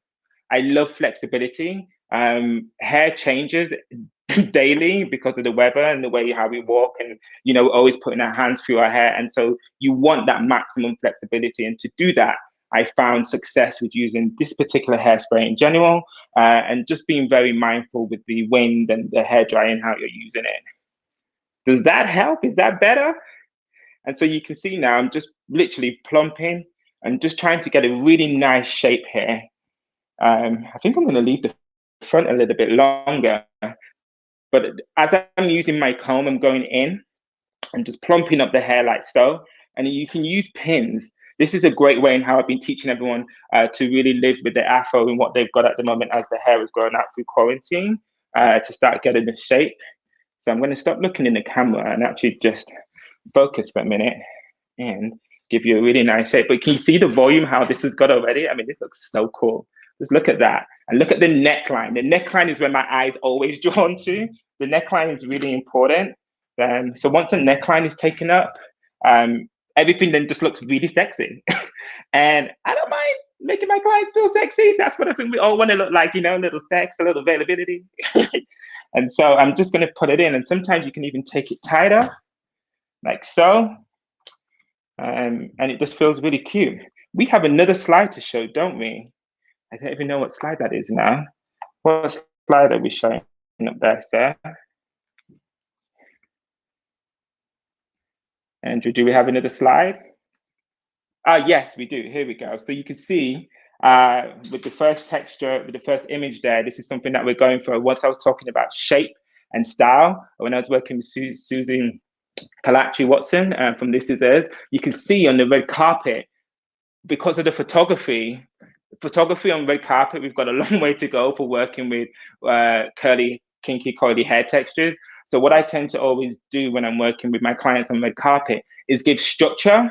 And the structure is the first thing you see when you look at a hair. And then for the close inspection, you then get to fall in love with the hair texture, etc. But exactly what I was talking about, the hairline from here, one side is curved really nicely and the other side has got like a wedge cut.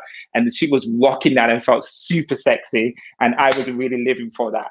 And then that was me being conscious and cautious of the lighting. We have to be really responsible for how the clients are really going to live in their hair. And often I think when we're giving consultations, we're not really thinking about the lifestyle of the client. And I think that really plays heavily into the nuance and the behavior and how the hair rolls out.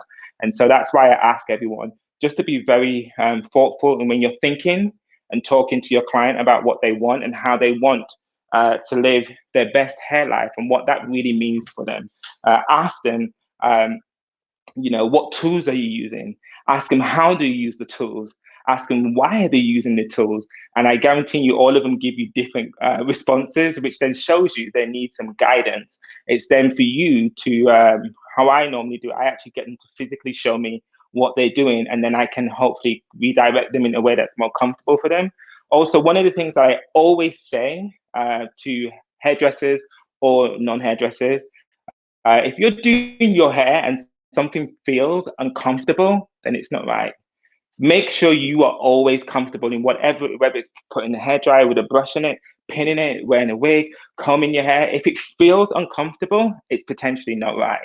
So find a way where you're most comfortable to get your desired look, and you will feel a lot more confident in achieving that.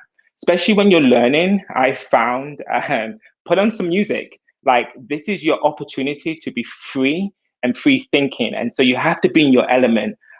So when you're wanting to be spontaneous, just put music on and start creating. It really pushes the opportunity for you to learn more and do better with your craft.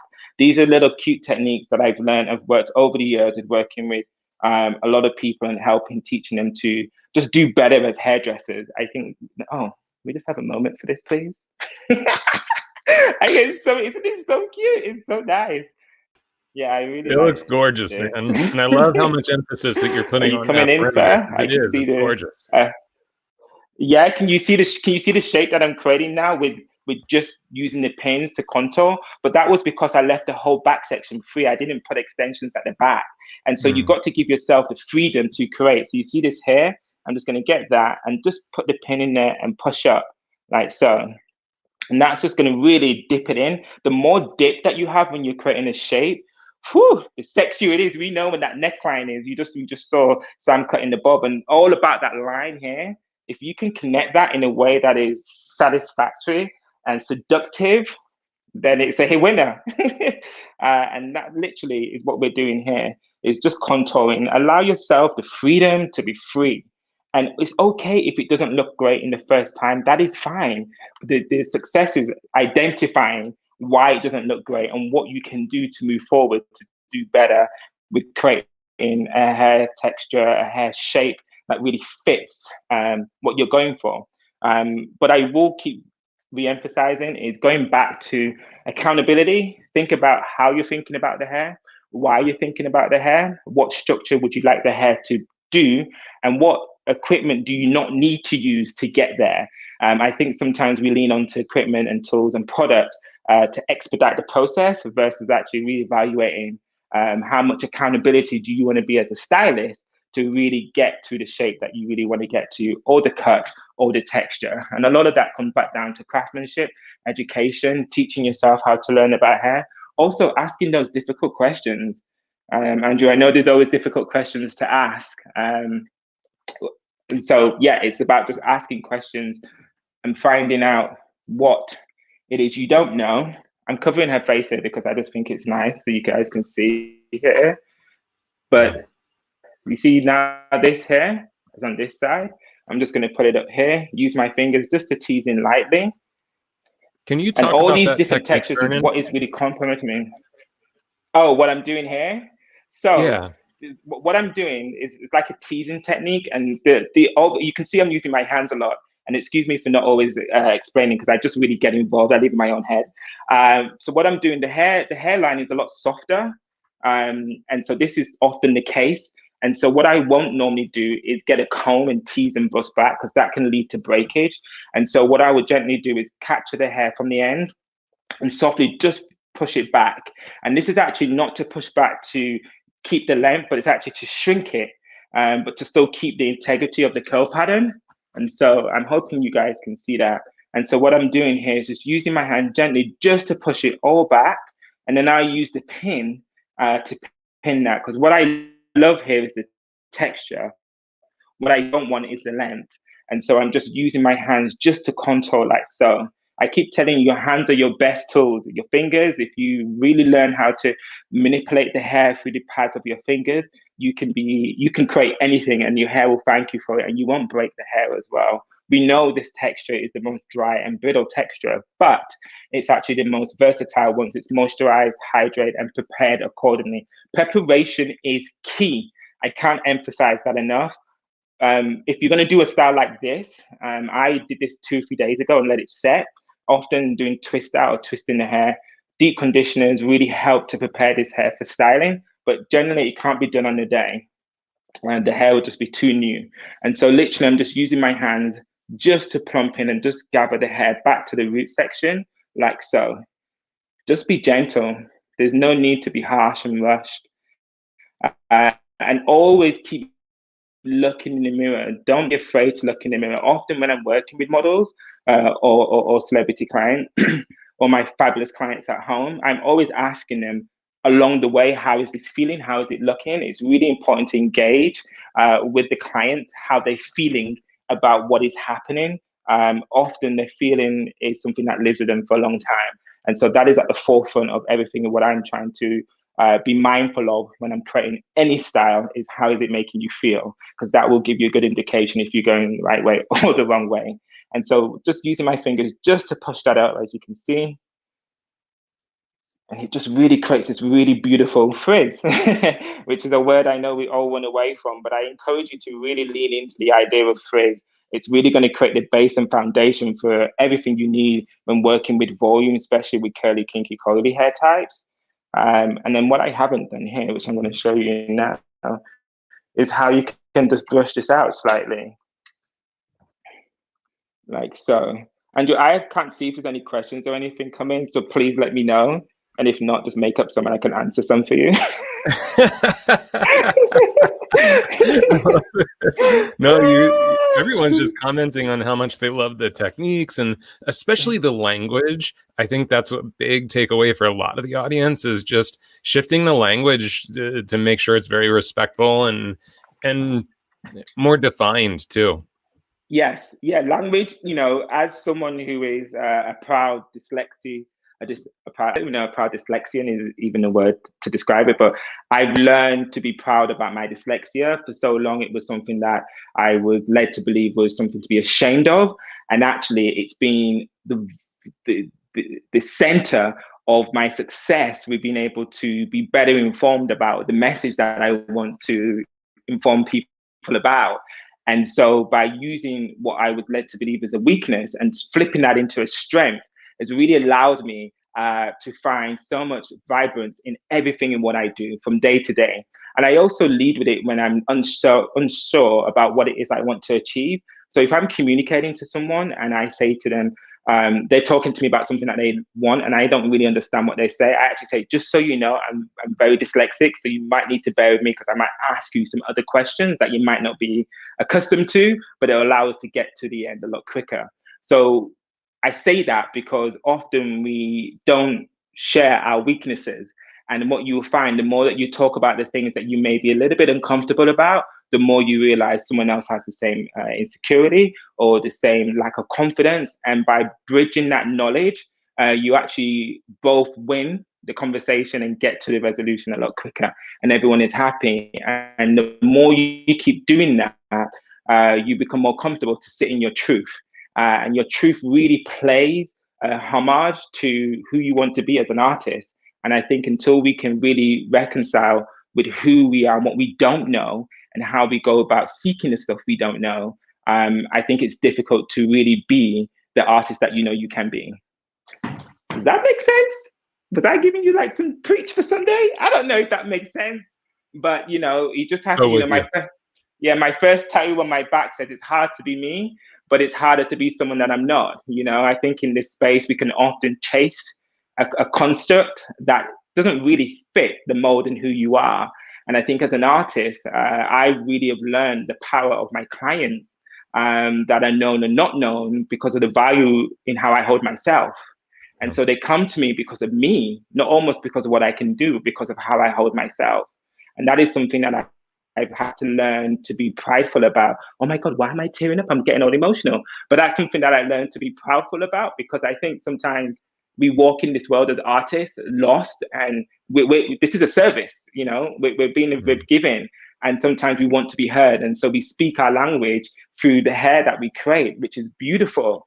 But I think it's important to share that and to talk about it. And so thank you for having me on. I'm going to stop because I'm getting emotional. Why am I getting emotional? Because I care too much. We love it. So, yeah, you know, remember to treat your hair how you want people to treat you, and to be kind and to be respectful. And if you don't know, it's okay that you don't know.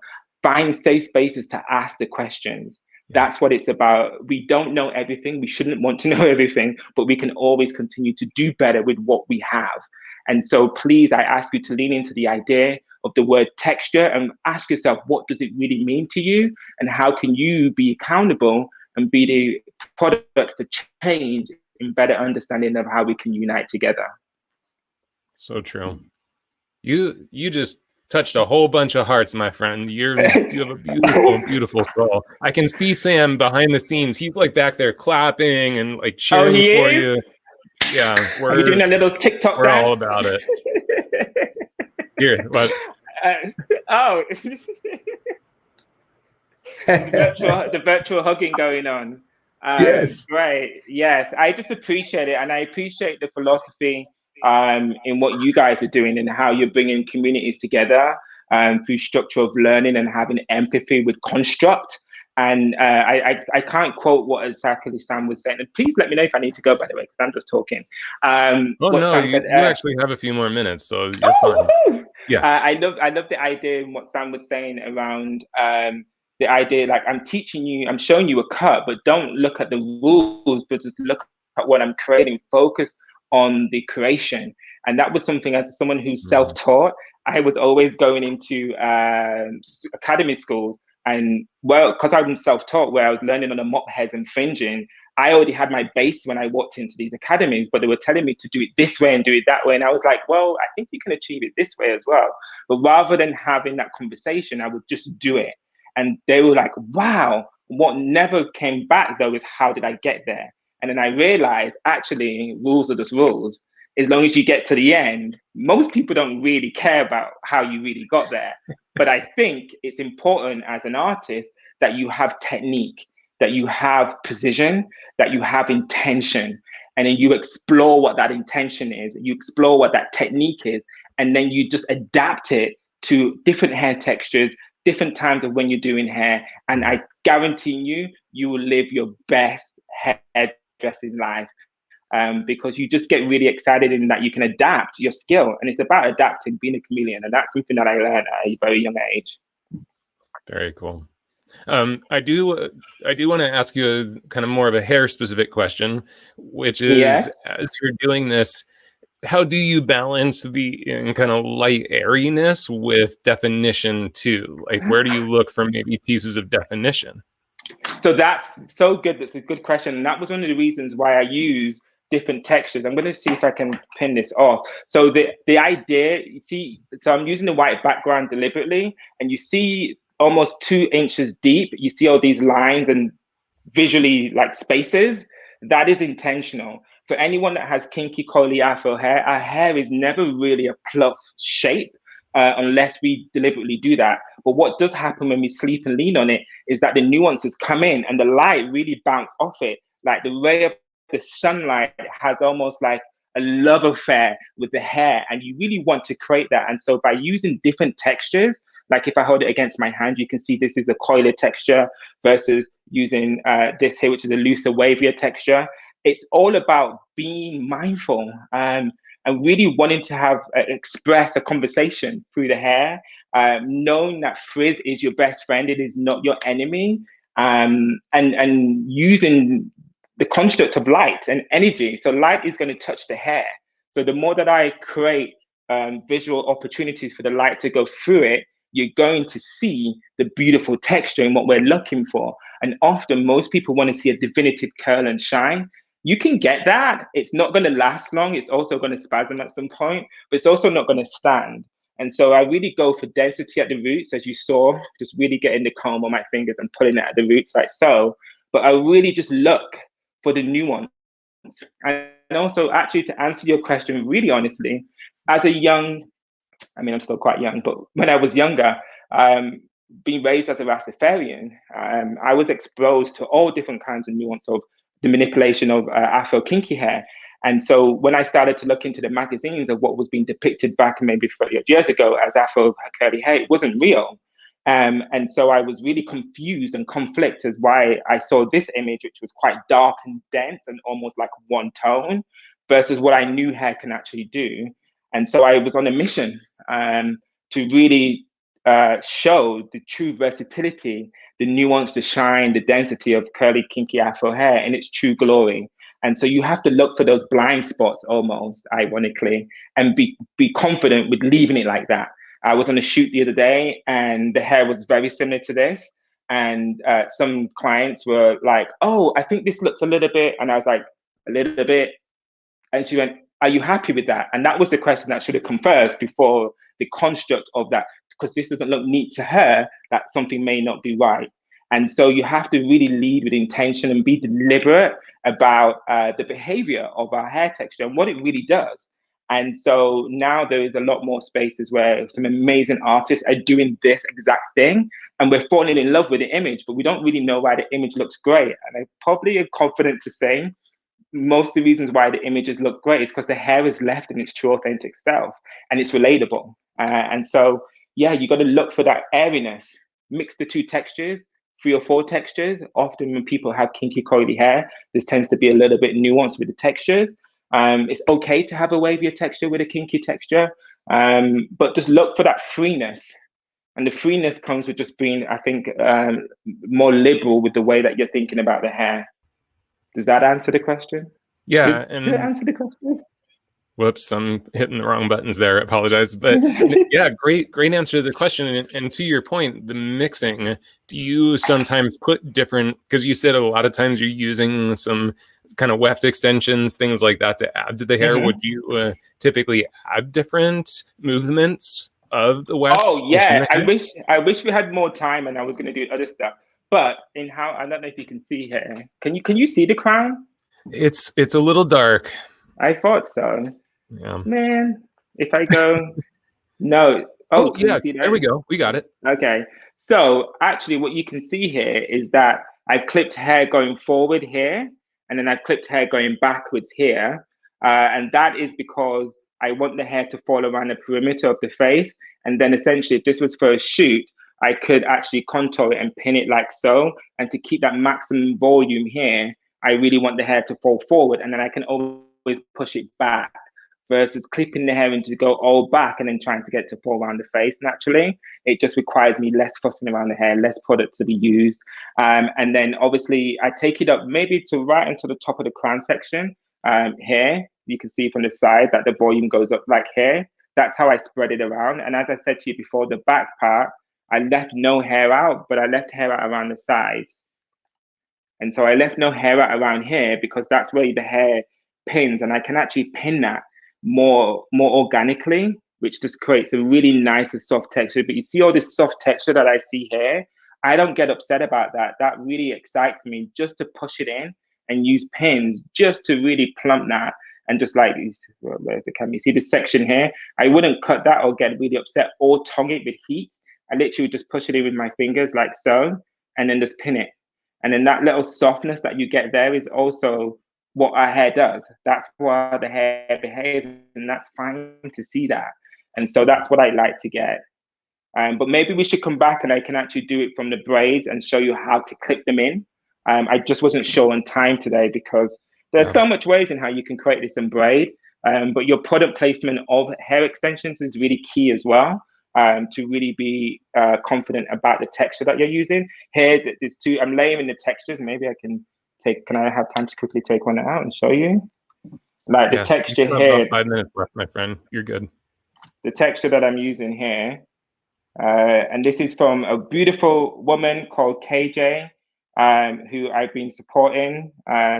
Nappy hair textures. It's the best hair extensions that I found that have this beautiful nuance of hair textures, and I'm able to use it. So this is like one of my favorite textures because it's kinky and coily at the same time. And a kink, a way to define what the hair texture is by looking at actually you can just pull it and see, or you can actually just look at the curl pattern. So this is coily, and then it has some kinks on it where it's really frizzy, and this is beautiful. That's how I use that. And how I maintain this texture is that I'll wet them, spray them, and then leave them for a couple of days. And actually, this is how I keep my hair. I will clip it like this, and then I just launch it in a bun, and then put it in my case. That's how I manage this hair texture.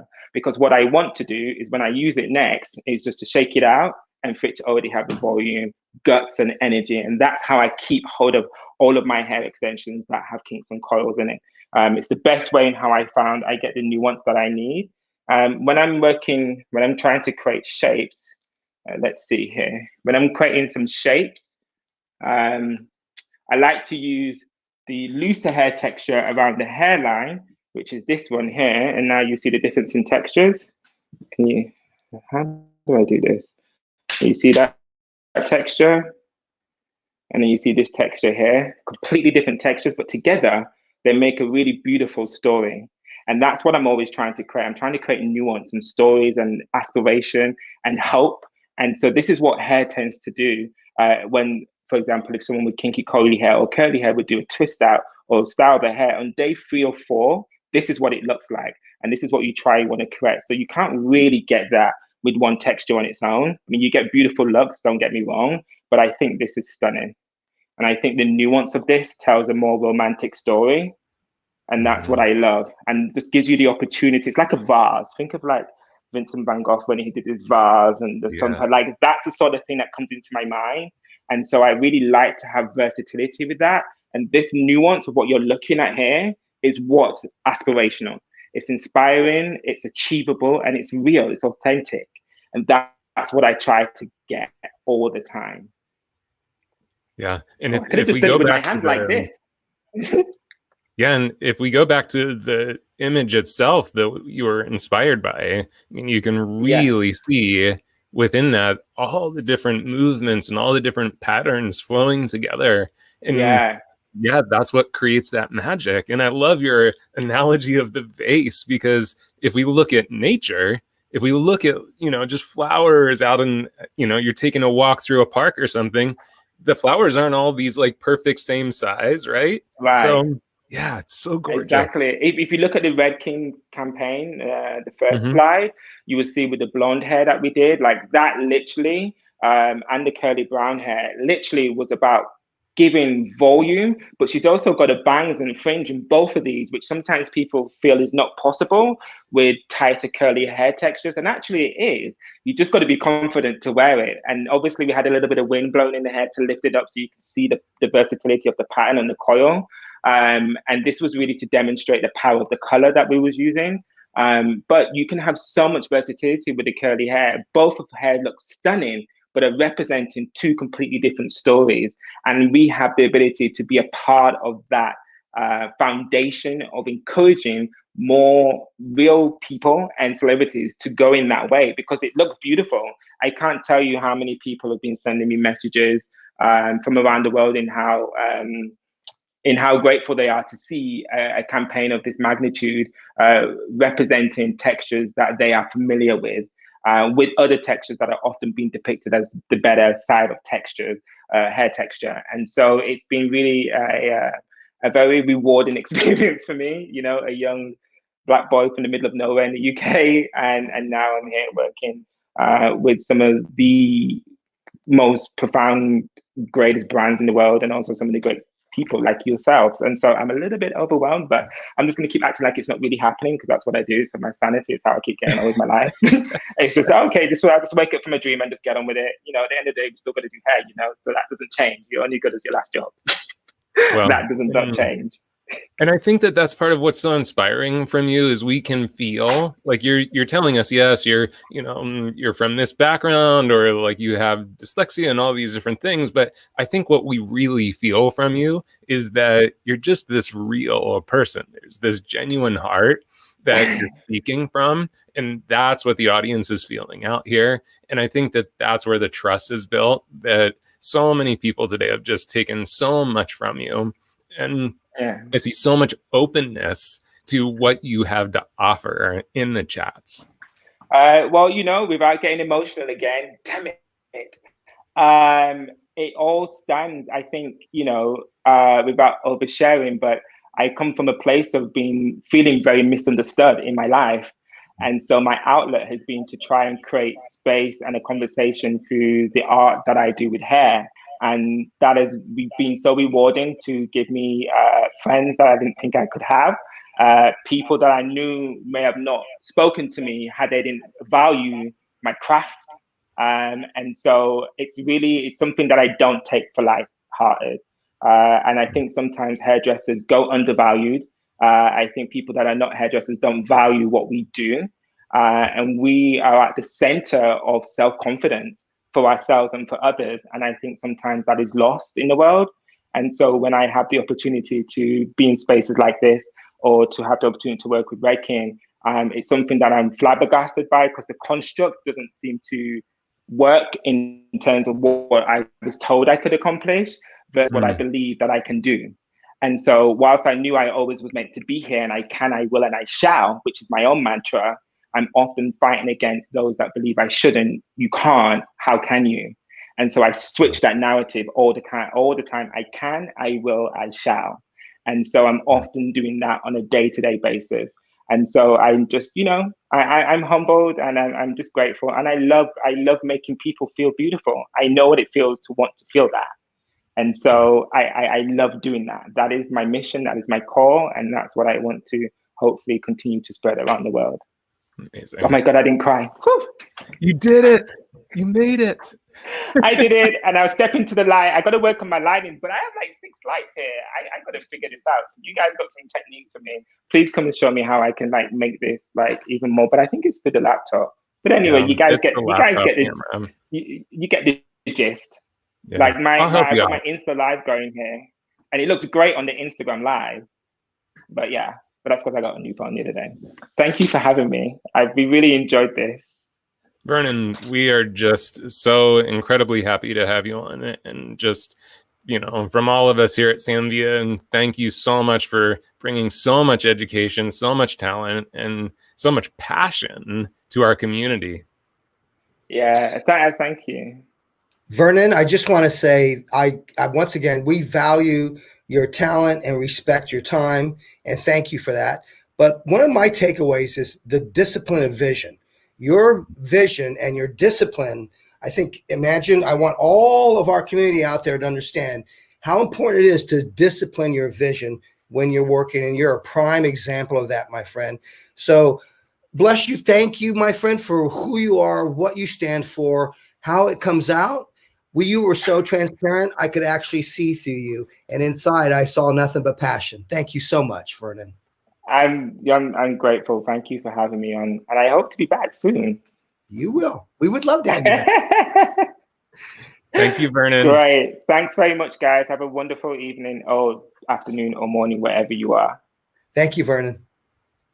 Wow. That was unexpected. I knew we would get some great hair, but I feel like we just had we were sitting in the pulpit and just absorbing some light. It was, that was fantastic. I have to say, I could listen to him for hours. I think he's such a great speaker. And then some of the things that he showed with hair were, wow, okay, that's how, or that's simple. That's how. So much to learn. And everybody, I know you guys enjoyed him. I could see it in the chat box. Andrew, you're awesome. Right? You're awesome. take it away because the awesome Anna's coming up next. Thanks, buddy. Absolutely. Thank you, Sammy. All right, y'all. So the education continues now. We do have Anna Peters coming up. Just a quick reminder, we do have some great promos and also our giveaways. Shears are 40% off on the website right now, just February 7th and 8th. That does exclude the Streamline series shears. We do have 2 big giveaways available right now. We have the special edition Midnight Blue Sleeker Iron and the special edition Midnight Blue Pro Ionic Dryer, and a signature series shear of your choice with the Lydia mannequin head from our friends at Pivot Point. Plus, we have 5 of the acidic bonding package to go from Redken. So if you did not already enter to win, just text the word giveaway to 33128. And if you already entered, you don't have to enter again. We've got you, promise. So now let's continue with the education. So Anna is the perfect example of making life what you want it to be. Because for 16 years, she has been an incredible educator, both with Redken and, of course, with us for the last probably 6, 7, 8 years. Because what Anna did is she always showed up on her own dime. She would come and say, hey, can I support you? Can I show up at the photo shoot? Can I show up at this event? And that's how she made her place within our team. So just an incredibly talented hairdresser. She has her own salon for 5 years. It's called Retreat Color and Hair Design in Fresno, California. She is a mom of 3 incredible little girls. They have this beautiful life out in the country, but then she gets to go to work and be a city girl. And she's incredibly passionate about education that's relatable and specific to your career, your teams, your community. Plus, she loves photo work and styling and finishing. So please welcome our Zambia art team member, salon owner, hairdresser, mom, all of it, Anna Peters. Hello. Hi, Anna. Hi, Andrew. Oh, I love when we get to do these shows and I get to see you guys. I feel like we're in the same room together. Well, that's just because I'm sending tons of love all the way from over here. So I'm going to jump off screen. I know you have a lot to share and I don't want to take too much of your time. So I'm going to jump off, but I'm going to come back in and pretty occasionally and bug you. So don't worry. Thank you. I love that. Thank you.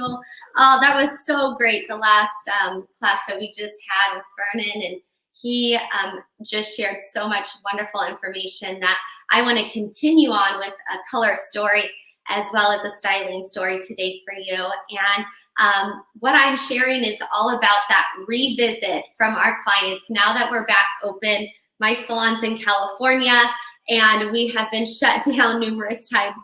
And I can't tell you how great it feels to be open and to see our beautiful clients again and just embrace and talk about life. And Andrew, I just want to say thank you so much for your Wellness Wednesdays, because as a stylist behind the chair, as a salon owner, you touch on so many things that we are needing during those shutdowns. And you've helped me personally in life with your coaching, and just so thankful for you. The last Wellness Wednesday you did with Bobby Foster Kelly was incredible. And it's something that is happening with our clients revisiting right now.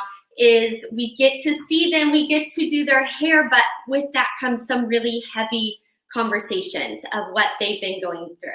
And within the last week, I think I've had 3 clients that before I can even mix their color, they're sharing with me about a death in the family or a close friend. And it's very hard to take that all on. And we feel so much for our clients. So how can we give them something new, something exciting? Everybody has been home and shut down and spirits a little low. So how can we liven up a color touch-up? Our bread and butter clients that are usually the closest ones to us because we see them every 3 to 6 weeks. And how do we offer them something different when we've been doing a 5 in, a 6 in, a 4 in on them? every 3 to 6 weeks. How do we offer them something different? So that's what I really wanted to revisit and take a new approach to how we do these color touch-ups, is really with the tools that we have and taking a closer look at the color. Now, lighting is very tricky here, but on one side, I have one color technique. I'm going to try to kind of hold this out in the light so you could see, but there's a lot of dimension happening in this color technique. This side, I'm doing one application of a diagonal sectioning with our color placement. The other side is a more vertical and wavy type of application. And I'm just gonna try to catch the light here. There we go. And you can see that this is not just one solid color. There is variance in there and lots of tone and dimension. Here is our controlled section. So this would be your all one color right through this back quadrant right here. And you can see that is just really solid there. So approaching the color touch-up and offering something new is what we're going after, and excitement.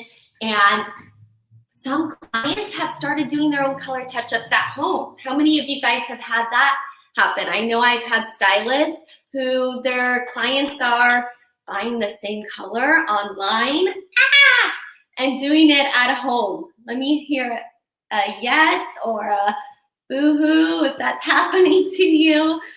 We don't want that to happen. We understand times were hard, but now that we're back open and we're in the salon, we want to come with something fresh and new for them. So this is what it's about. It's about creating dimension, creating excitement, and we're going to start off by breaking this head into 4 quadrants, like you can see here. I'm going to show you 2 different color applications. Sadly, yes, I know it's not just our salon. There's been other ones too.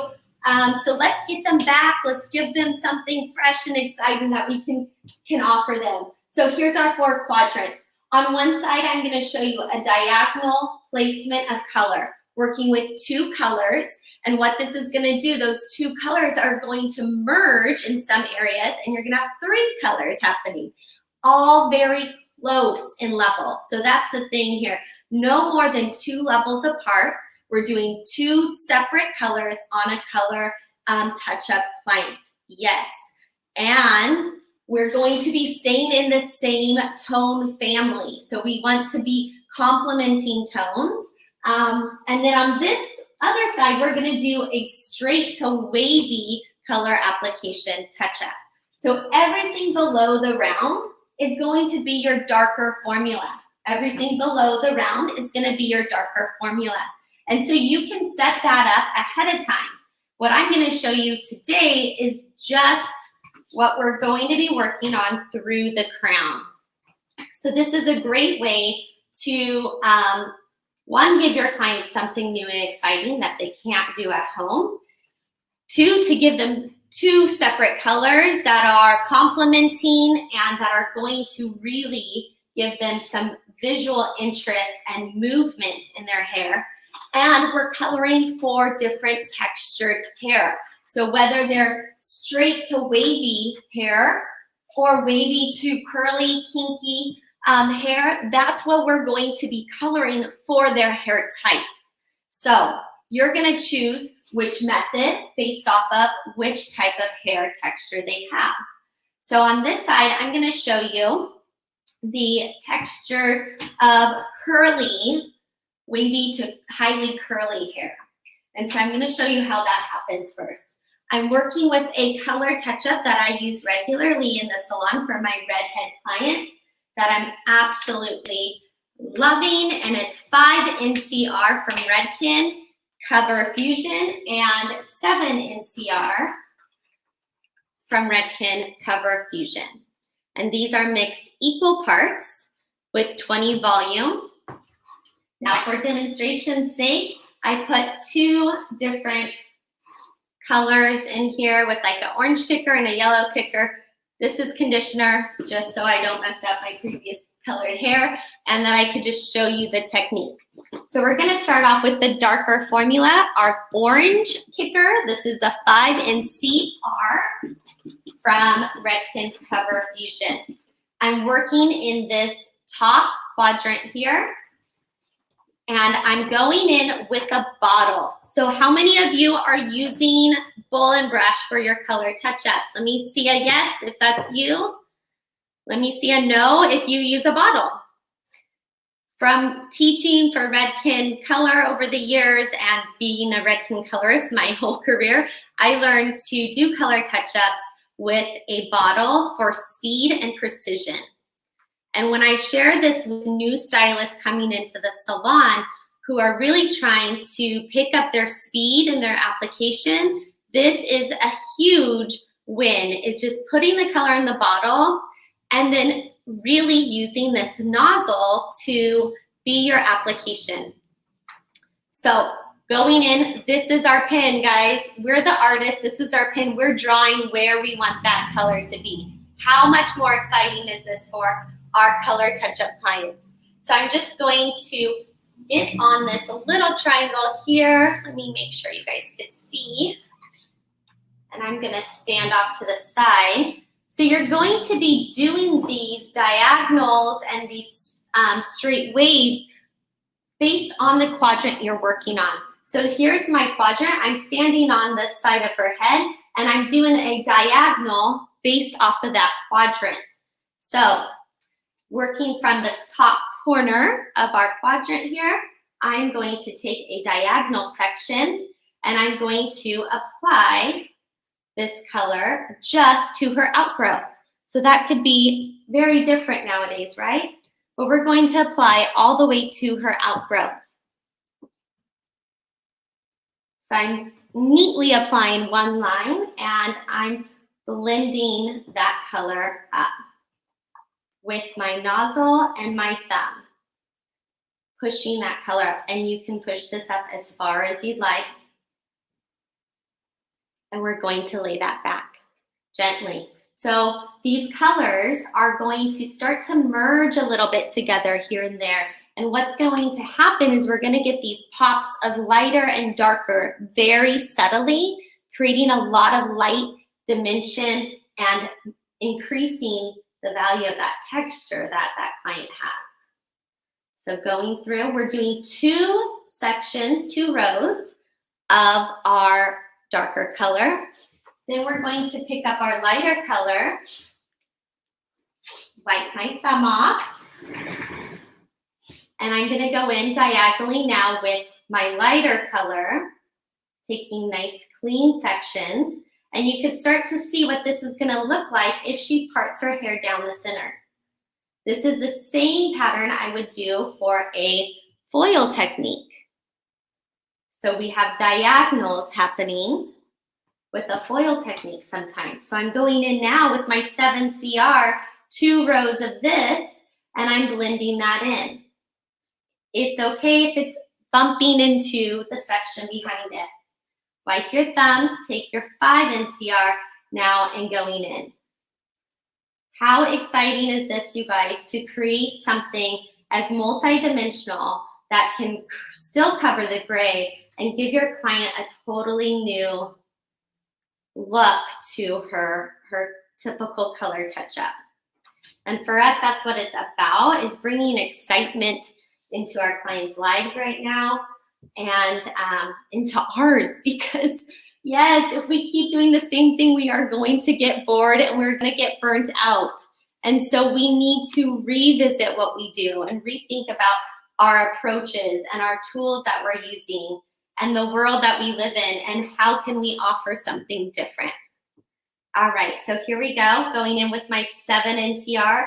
And here's a hot tip. When I'm working with 2 colors, I choose 2 different looking bottles. So this one has a pink top. I know this is my lighter color. And this one has the darker top. I know this is my darker color. All right, 2 rows of that 7NCR.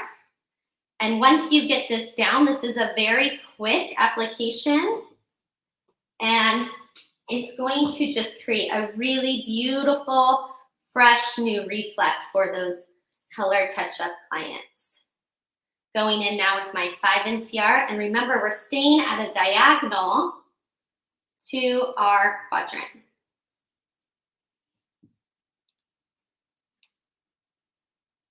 And just touching that up.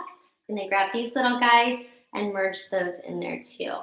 What I also like to do around this hairline is go in with my second color and just blend that. So what's that hairline going to be if I have a 5 and a 6 blended together, or a 5 and a 7 blended together? A 6, that's right. So her hairline's gonna be that beautiful blend of both tones.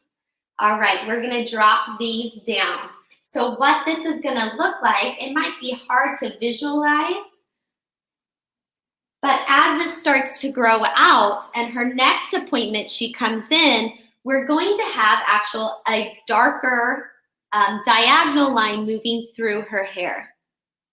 So when she comes for her revisit, her next appointment, we're going to start taking our diagonals the opposite direction. And what's going to start to happen as this client continues to come to us is she's going to get this beautifully woven dimension throughout her hair. And here is, as I showed you on the colored mannequin, it was very hard to see that because it's so subtle in the lighting, but here's a very much more drastic version of that. So these are more than 2 levels apart, but you could see that there are some diamond shaped diagonal lines happening of dark and light through here. Now on straight hair, this might not be the look that we're trying to create. It is very geometric and very harsh in those colors there. But imagine this on curly hair. Those curls are going to pop where those light areas are, and the depth is going to really give more dimension to that texture. So I learned early on, like curly hair, really curly hair, if I do a fine weave on curly hair of a highlight, it's going to get lost in that texture.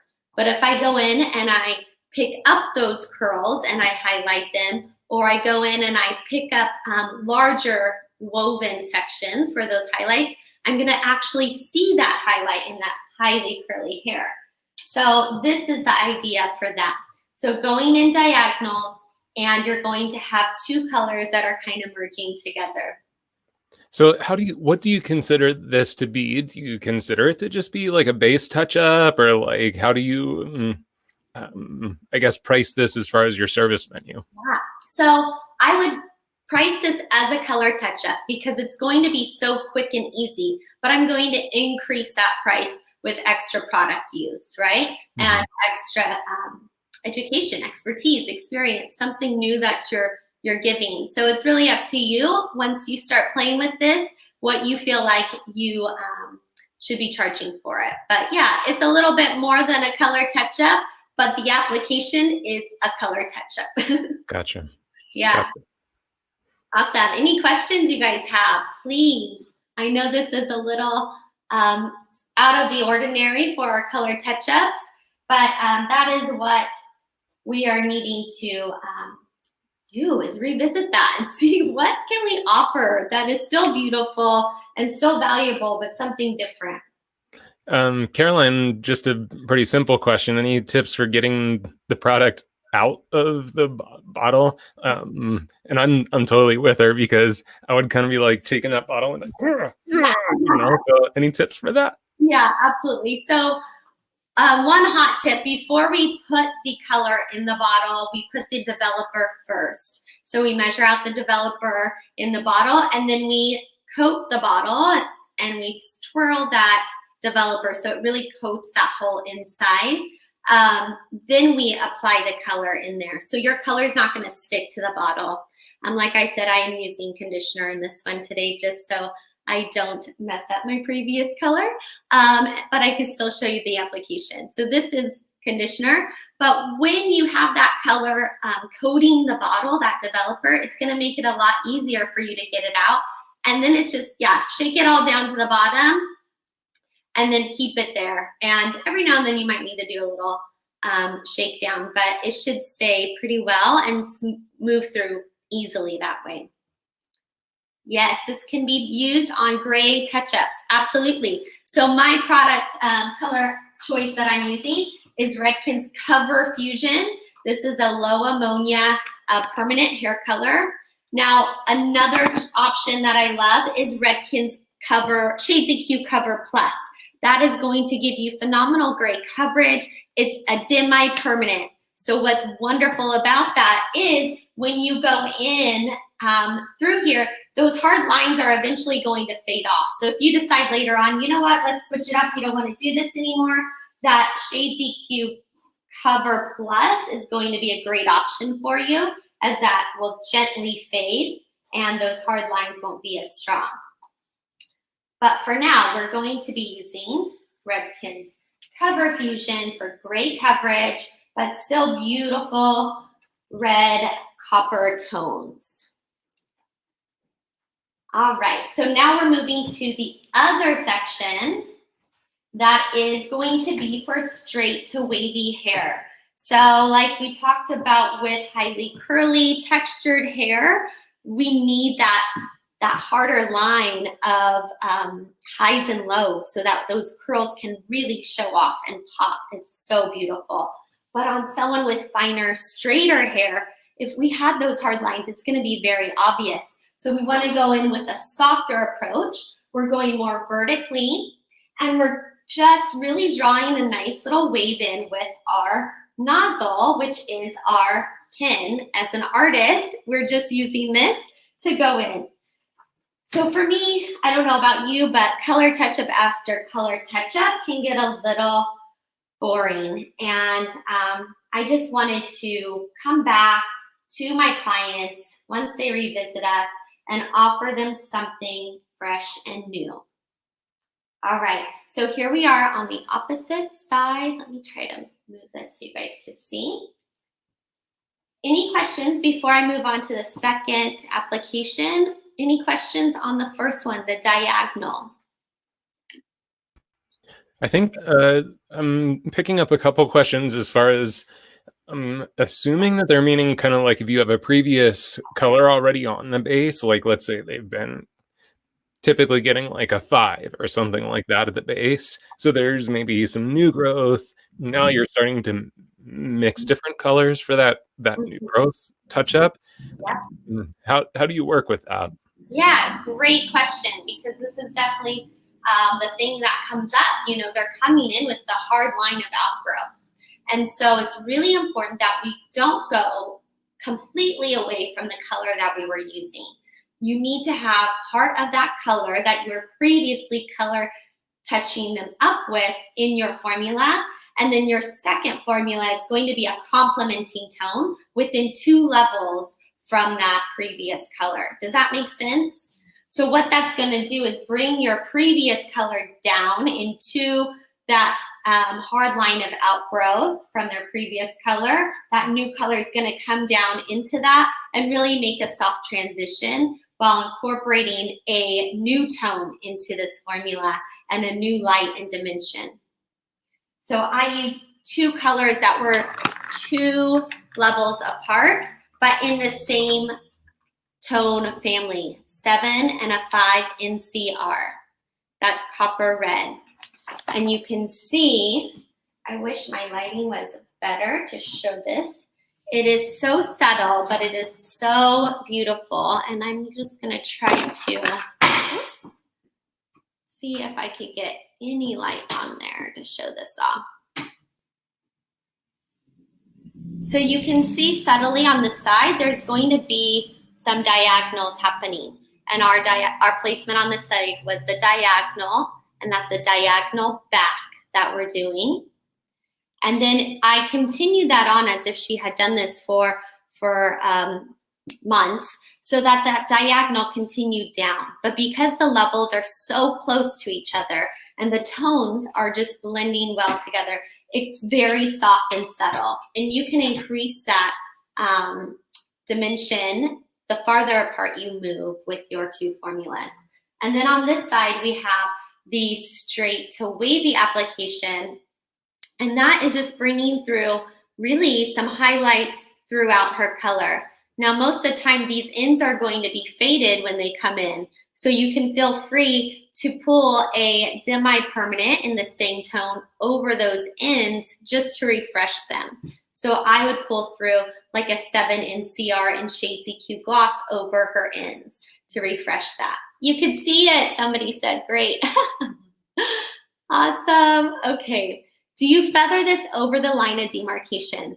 You know what? That is a great question, because I feel like when I'm working with Redken's colors, it's very hard for me to get that hard banding. So I always feather, which you don't want the banding. I always feather my color, permanent color, over the previous, and just creates a really soft transition without any banding happening.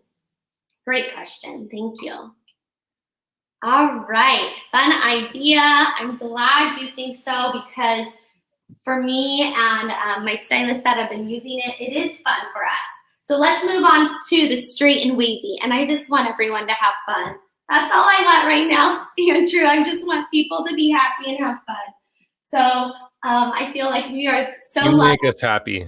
You bring the fun. You bring the happiness into our lives, my friend. You're doing great. Thanks. I just feel like we are the luckiest people with what we get to do every day in our careers and our industry. And this last year, and it's continuing on this year, what's really stood out to me is community, and community in my own town, community with salons around us, really coming together and being support for each other, which I love to see that. I've never seen that really in my career, at least in my town. I don't know how many of you are feeling that right now. Are you like giving your salons hugs, your salon sisters and your salon owners out there? Like, yes, we're in this together and we can help each other. That kind of love and support. It's just so cool to see. And then community and events of everyone just supporting each other. I mean, we got so much support from our community and our shutdowns that it just really like touches your heart, you know? And that's a beautiful thing that's come out of this whole crazy last year. For sure. Hey, Trisha and Wendy are both asking, would this kind of technique work with shorter hair? Absolutely. Yes, it will work with any length hair. So shorter hair, what's going to happen, you guys, is it's just this beautiful, subtle reflect that's happening through there. And you can make it as severe as you want or as soft as you want, depending on how far apart your two color levels are and how many rows of each color you do. So I'm doing 2 rows of each color. My rows are each about 1/4 of an inch thick. About the thickness of my nozzle is how much I'm going in. So I want to show you now picking up for the next section. And what did we put on the underneath? Everything below the round of the head is what color? First one. Who is it going to be? What's on the bottom round of the head? What color are we using there? Our lighter or our darker color? All right, I'm gonna wait for somebody to answer that, but I'm gonna get started with this. Darker, yeah! All right, great job. Somebody's paying attention. Awesome, great job, you guys. Okay, so we're gonna go in now, using the nozzle as our pin for this application. It's really fun if you think of it like that, because I'm just gonna draw a line, a little wavy line in a vertical section here. And you can see it's not perfect. I'm gonna make it a little bit thinner so I can saturate. But just going in, waving that line, and you're going to apply that color.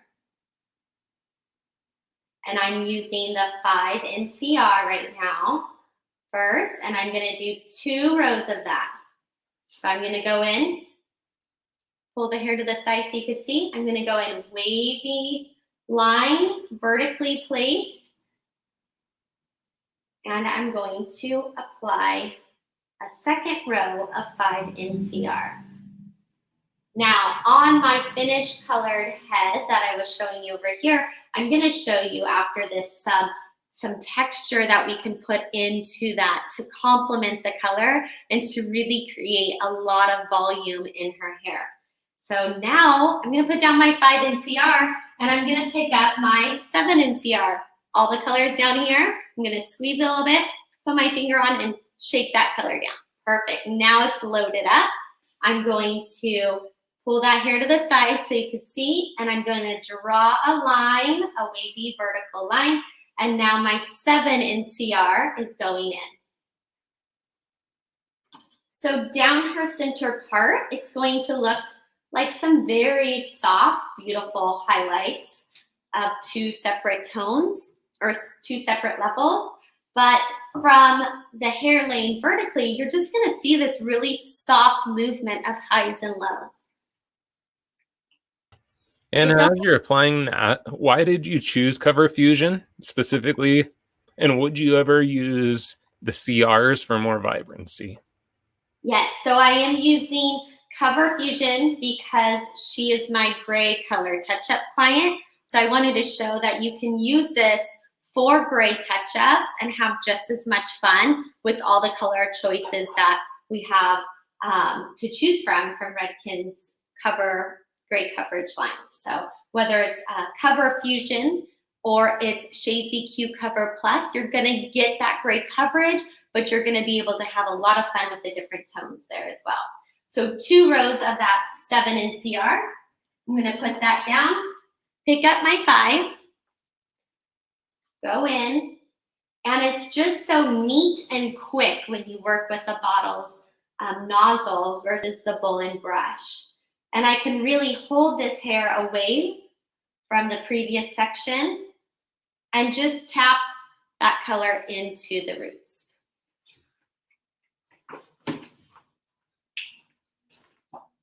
Oh, 2 rows of that. And I really like if I can finish the hairline with the lighter color. And if you don't end with the lighter color at the hairline, then just go ahead and put that lighter color right over the darker, and you're gonna get a medium, so you'll get a level 6 of NCR to just soften that hairline for you. All right, going in with my 7 now. Everyone can see. Let me move her like this for you. So for me, as a stylist behind the chair, using my tools differently and the way that I go in and approach something that we do so often behind the chair is going to really make it so much more fun for us, and then our clients feel that. Imagine you going in with 2 separate formulas now with your gray coverage client who's usually a 5 and in. Same thing today, Sally? Yep, same thing. You know, she needs something different. We all need something different and something that's exciting. And for me, it's been really like, I just want to play with color. I want to have some fun and do something different. We've had so much neutral and natural and soft blends with balayage, and it's beautiful, but we're seeing that color blocking coming back and those chunky highlights coming back. And so how can we offer that type of freshness and feel for our 3 to 6 weekers that are gray color touch-ups, you know? We can. Yeah, and to that point, talk to us about the touch-up on something like this, because it would probably be pretty much impossible to replicate exactly the same pattern. So talk to us about the touch-up process. You're gonna go in with the same approach when you go to color, touch it up. And if you really want to try to be precise with getting your darker where your darker was and your lighter where your lighter was, you can do that. You're working with new growth each time, so you're not worried about that affecting color, lifting color with the lighter one. But you can go in and you can, it's okay if you do the lighter where the darker was. The whole point of this is that there's darker sitting next to lighter. And because they're so close together, And so complementing, it's going to end up beautiful. So if it's something that you're really worried about with, this isn't for everyone. I understand that. It's a little bit of a stretch in a color touch-up. But for me, it's, I'm always questioning everything that we do and why we do it. And I try to stay in that childlike mindset and how can we do something differently. And this might be a little too different for some people. So definitely reading your clients and their approach. But if you are worried about, those different colors not lining up or hard lines, I suggest you go with Shades EQ Cover Plus, the demi-permanent version, which is incredible and gives that great coverage, but has the soft fade off that you're not going to have as hard of lines as you would with a permanent. I love the questions, you guys. Thank you so much for playing with us. So going in, I would just approach this the same way. It's a very organic placement of this color in the way that your wave, your vertical is going to be a little bit different each time, and that's okay. Your hair is going to have a sparkle and a reflect to it because of that. So I hope that you guys really can kind of try this out, maybe on a mannequin head, get the feel for it, and then go through and start offering something different to your clients. So for me, I would just do this through the back quadrants of the hair as well. And you're choosing which pattern you're wanting to apply based on your client's hair type. So straight to wavy, if you're just tuning in, if your client has straight to wavy hair, you're going to go with the straighter, wavier application approach. That's a vertical application, a vertical line. And if they have wavy to curly hair, the curlier the better. You're going to go in with these harder diagonal lines that are going to be more of a geometric line through that hair. Really offering that client whose hair curls to really pop in those light areas. And Brooks on Main 18 was asking, do you switch the diagonal directions on the following appointments? I do. So that's going to then get us into that quilted pattern. So imagine those lines are going in diagonal. And then let me see if I could do this. Okay, they're going in diagonal. Then the next time we go in the opposite. There we go, Andrea. We're going in diagonal the opposite way. And we're going to start ending up with this diamond quilted type of appearance to the color. And so I could show you here the harsh one. This is a little too strong for my liking. These colors were very far apart, not something I would offer my conservative client. But if her hair is extremely curly, this is going to be softened and really bring life and light to her curls. So it's about customizing our color applications, even our color touch-ups for their hair type. And that's what they're paying you for, because they all know that they could go buy that color on eBay now and they can touch up their own hair at home. They don't like doing it.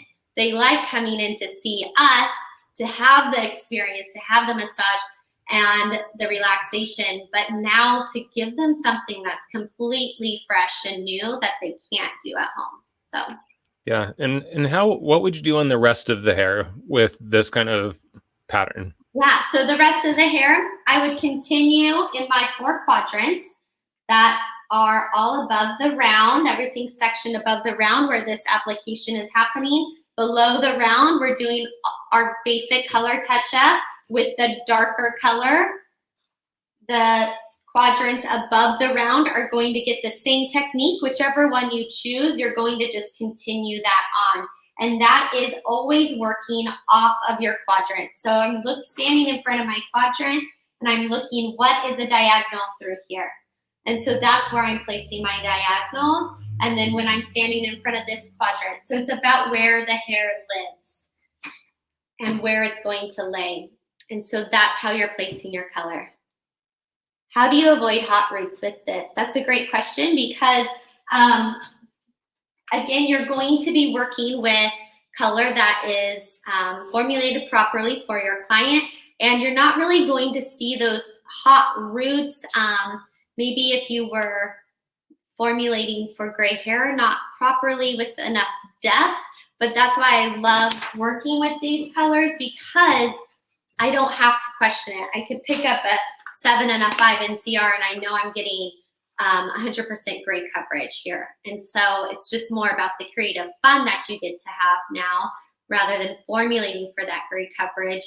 That's already done for us. So I just get to be the artist and pick the tones that I want. Thank you for that question, Tina. But these colors are just gonna merge so well together. So I just wanna show you, let me get this head off of here and put her on this one. Now I wanna finish with, a texture styling story and how to use our new double waver to get some incredible volume through here, as well as really show off the new color that we just gave our client. So I'm having so much fun with this waver.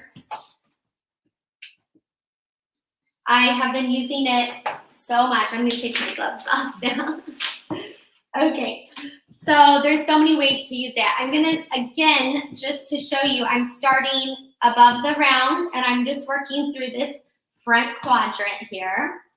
And I'm gonna show you how to create some massive volume. And I notice with natural curly hair that at the base, the curls can do various things. They can pop out different directions and create a lot of interest and volume there. And so that's what I'm really loving about utilizing this waver at the base, is because it's allowing me to create a similar effect in where I place the barrel that's underneath at the scalp, and what direction, diagonal placement, vertical, horizontal, that I'm able to create a lot of pop there. So I'm gonna go in, my barrel that's going to be pointing up is at the scalp or closest to her hairline. And I'm going to just close that and let that do its thing. Pop that off and look at that pop of volume that we have there. So again, going in diagonally, and I'm just going to do that through all of these roots. And then I'm going to show you how to use our Marcel iron and bond to complement this. So I'm just applying this waver right at the roots, giving me pretty much an on base 1 inch pop of volume there. And you can see that really just kind of take off.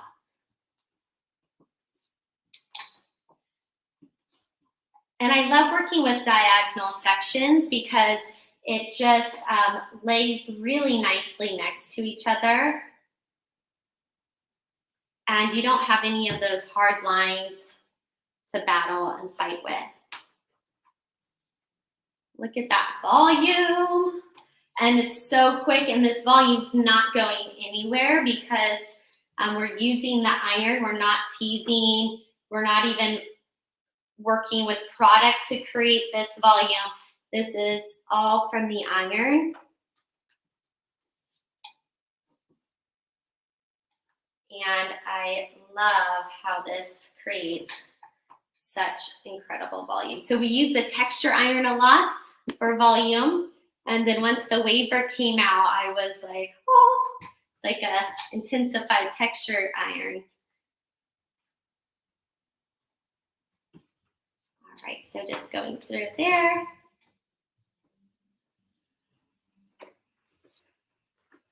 Alrighty, and then now, so this is my straight to wavy side that I did.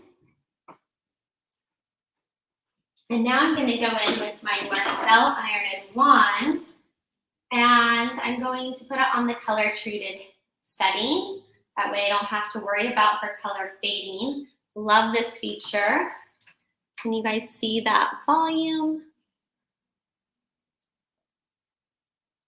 There it is. And then now I'm gonna take, so my straight to wavy side, I'm gonna just do a really kind of soft glam wave here, okay? So we're just going to be moving everything away from the face. And I'm working with this in the Marcel. This is my 1 inch. And I'm gonna have all these curls going the same direction here.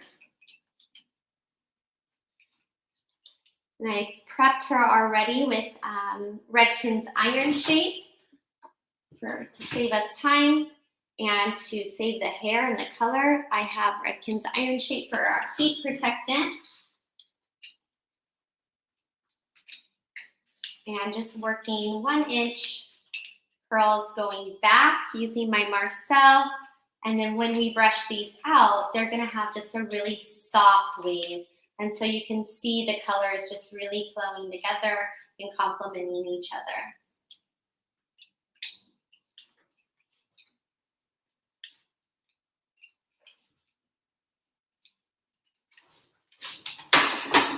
Okay, and then I'm gonna just brush through this.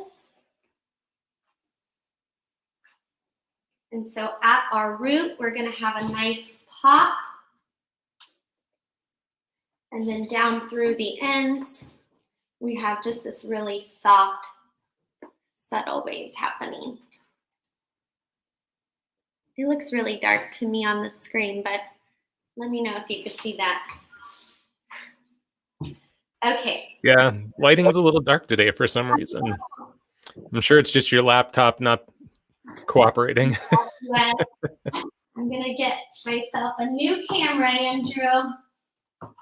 All right, now working on this opposite side. This is our diagonal place side. We're gonna go in above the round again, and I'm going to, you could kind of see even more there. I don't know if you guys can see that in the light.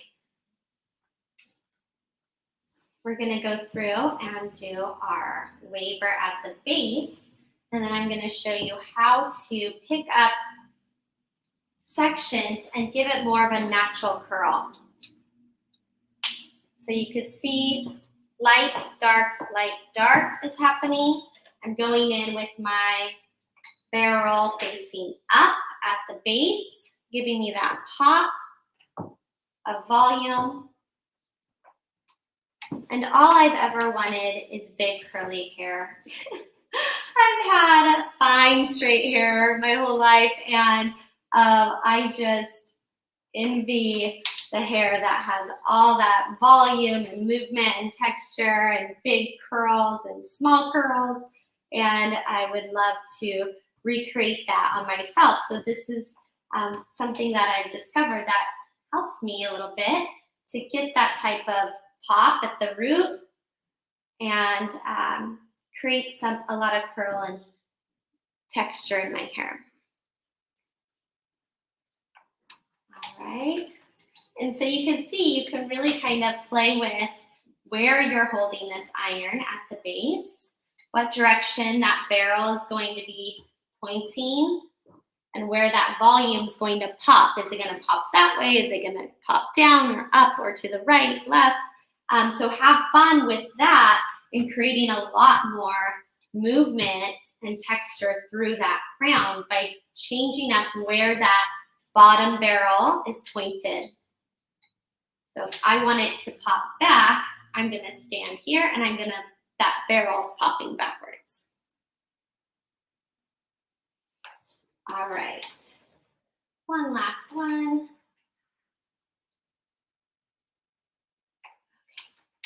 Great, so now we have this volume and we're gonna go in now. Instead of a glam wave, we're gonna go in, we're gonna take the spoon off of our Marcel and turn it into a wand. So thankful for that feature, Sammy. It saves me so much space at my station. And we're going to just pick up these little pops here that we have. And we're gonna read this section and go in with our wand and just start to wrap this hair in different directions. So this is going to give us a completely different look than we got from the glam waves. And I'm going to wrap in various directions here.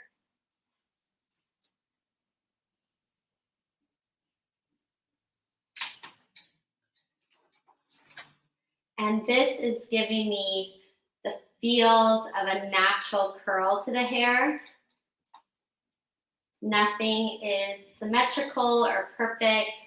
It's free and lovely and just full of excitement. And then we'll rake through that with our hands so that you can really see what that does. So taking that hair, holding it at the base where our pop happened with that waver, wrapping that hair and just twisting. So my wrist twists around. I look at my wrist and then I look at my hand. And that's going to give you a really nice kind of crescent coil to the hair. So here's my pop. I'm going in with my tool. I'm twisting my wrist and I'm wrapping. Twisting and wrapping, twisting and wrapping. Look at that volume. Someone said, yes. This is my new technique. Awesome. Send us pictures. We love to see your guys' work. Tag us in it and DM me if you guys have any questions about anything I went over today. I would love to help you with any formulas or anything you guys are wondering about. Right, and then here I'm going to go back. So I'm going to put my iron on the opposite side, and I'm going to twist away from the face. And what I love about natural curly hair is a lot of the time those curls fall forward, which really I think is so beautiful. We're so used to doing like the waves and the glam waves and the beach waves and everything moving away from the face that I love how natural curls can really, they just have a mind of their own and they're gonna curl forward, and I think that's so beautiful as well. So I'm gonna curl these ones forward.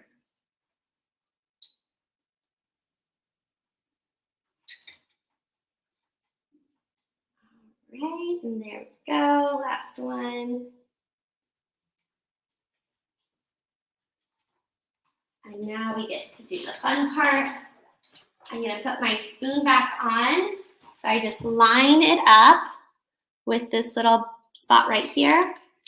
Line that up and it just easily pops right back on. And this goes back in my station. Now look at the difference we have here. So lots of texture, volume, and movement and in every direction. And then on this side, we have more of that glam wave, but with all that volume in there as well. Super beautiful. And as always, something super simple that we can offer to our guests at the chair just as a value-added service. Question though, with something like this, do you charge any differently if you're going to add that extra touch? You know, if it's something that is not scheduled and that I'm wanting to do for my client, especially to show off a new color, I'm not charging extra for it. It's something that I want to offer and I want to create. So if it's something you book that client for, then absolutely. But if you're just like, let me show you this and wow them with a new finish and a new style, then there's just more value in that than charging for that extra curl or wave. For sure. Cool. Have you used the waver on shorter hair? Yes. So and how's it work? It's great. Well, it depends on how short, you know, but like mine. Yeah. No, I have not used it on that short of hair. But it just depends on how short the hair is. And usually if it's something like a bob length, I don't go below the round of the head with that waver because it's really gonna like create so much more volume down here and you're gonna have more of a triangle shape. So really focusing on the shapes that we're seeing now is like more of that shag, shorter pop through the crown. This is a great way to do that. So beautiful. Yeah. And I might have missed it. Did you give product recommendation on what you put in before you styled and what you'll finish with? Yes, absolutely. So this is our Redkins, not ours, Redkins Iron Shape 11. I feel like it's mine, but love this product for any time I'm applying heat to the hair, especially hot tools. And always keeping my Samvia tools at the color treated setting, which is no higher than 392. That's going to protect that color and really make sure that we're not fading that. Teaching that to our clients is so valuable. And them taking that home and working with their tools at home, because so many times they have no idea what their tools are set at, what temperature, and it is scary. And they're going to be mad at you when their color's faded. So asking those questions is great. And then I'm going to go through with Wax Blast here from Redken, Wax Blast 10. And it's just going to really define that texture and create a nice shine to the hair and hold. So these are the curls that came forward, and I love how those just play in her face. And then going in with something like Fashion Works 12 for her glam side is just going to hold that hair in place, but also give it a really soft feel that she could still run her hands through. It's a workable spray, and so it's going to give it a nice shine. But this is where you're going to really start to see those colors pop through that crown and with all that dimension and reflect that you just created in that new color application you can offer your clients. So I just hope that you guys got something from today that excites you and that you can take back to your clients and excite them with a new approach to their 3 to 6 week color touch-up, something fresh, something new, and just really be able to connect with them and talk about something other than all the craziness that's been going on in everyone's life. So hope that helps. Absolutely. My big takeaway is how simple you can make things to shift that perception of value. Because I think you're so right on. The thing that's going to bring that person back into the salon is feeling like they can get something there that they can't get at home, which I will be the first to attest to. Part of what they get with you is just being in your chair. Because I went to my barber for the first time just this last week that I have since COVID started. And I've been cutting my own hair, Sam, and it sucks. I hate it. It's not fun. Oh, yeah, put your hat back on. But, what we offer our clients, what we offer our salon guests is irreplaceable. Like, I couldn't wait to go sit in his chair and just talk to him. So. Yeah. Awesome. Yeah. And it is that relationship. And our 3 to 6 week clients are usually the ones we're closest with, Mm-hmm. They've been with us for a long time. We see them more regularly and you build that bond. And so everyone wants to just be out and with somebody and feel good, Yeah. You're on mute, brother.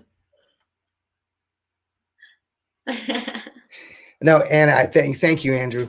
And I just have to say that one of the things that I was thinking about is how important that people have to realize being a hairdresser is changed now, especially at the chair.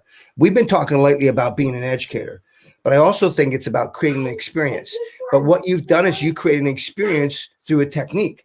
Yeah, you can, that's your client. So what you've done is you create an experience through a simple touch-up and how you made it interesting. And that's what creates a sense of enthusiasm, which we all need.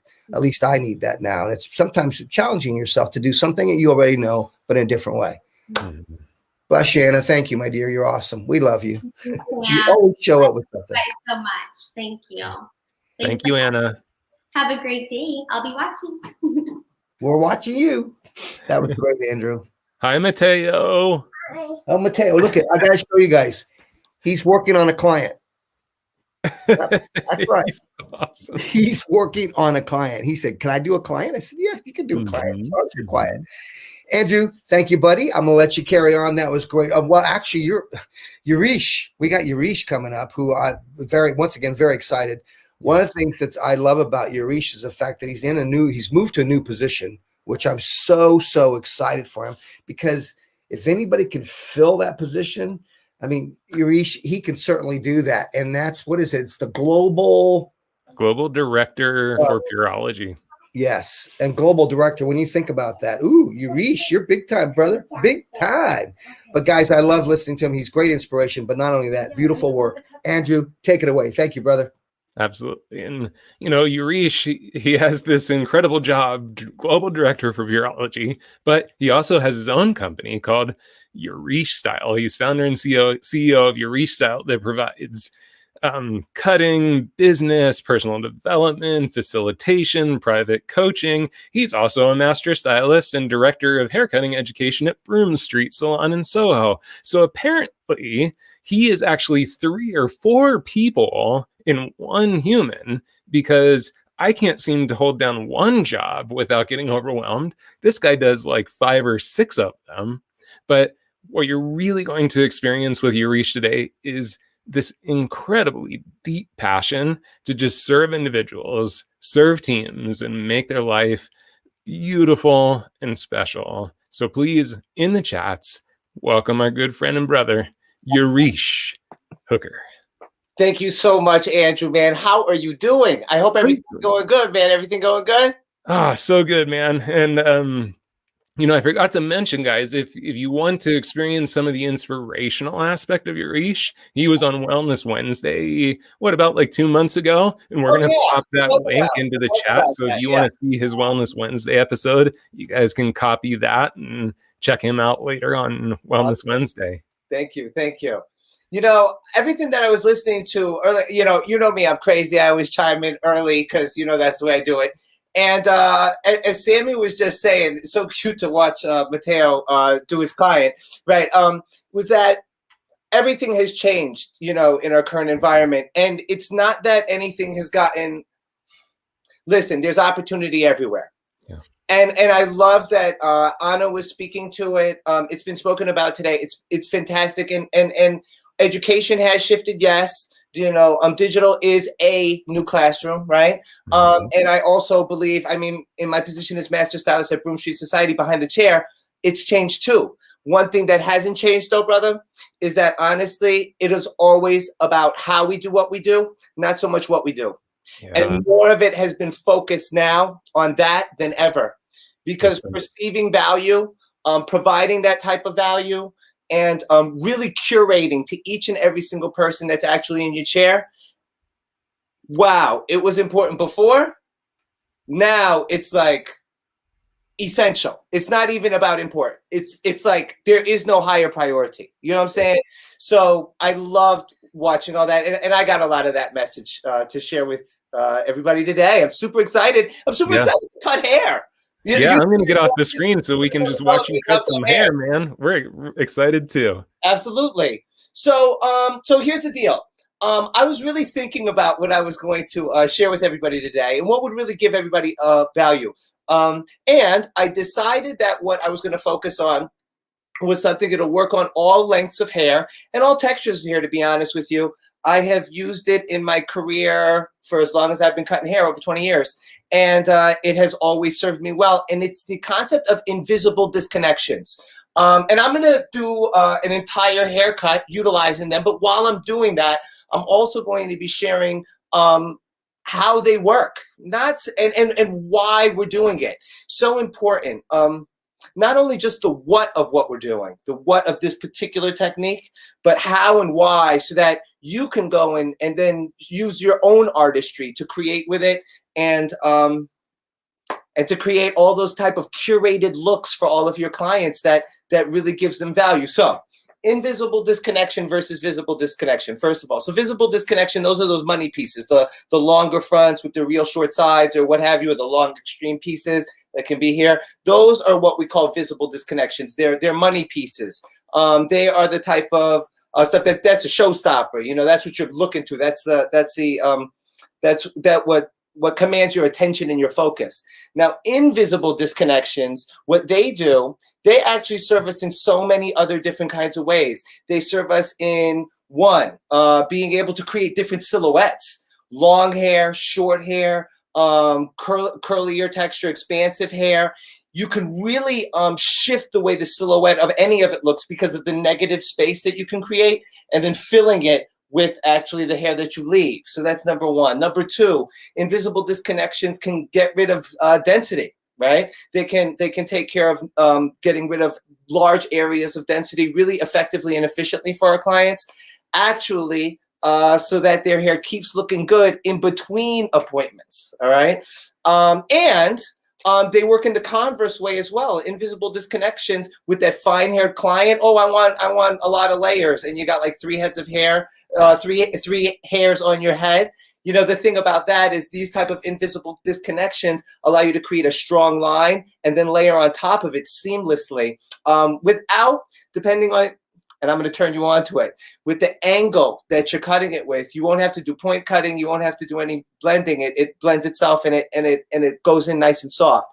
So it's efficient and effective behind the chair. Super, super important. The other thing that it does, and I think this is the most important, and it's keeping with one of the main messages of the day, is this is what really, really adds value, because it truly makes that haircut your client's haircut. You deal with different type of growth patterns. That's another thing that invisible disconnections can deal with, is sectioning out a very difficult or troubling growth pattern, and then that can be added in later. It's disconnected, but you don't notice it.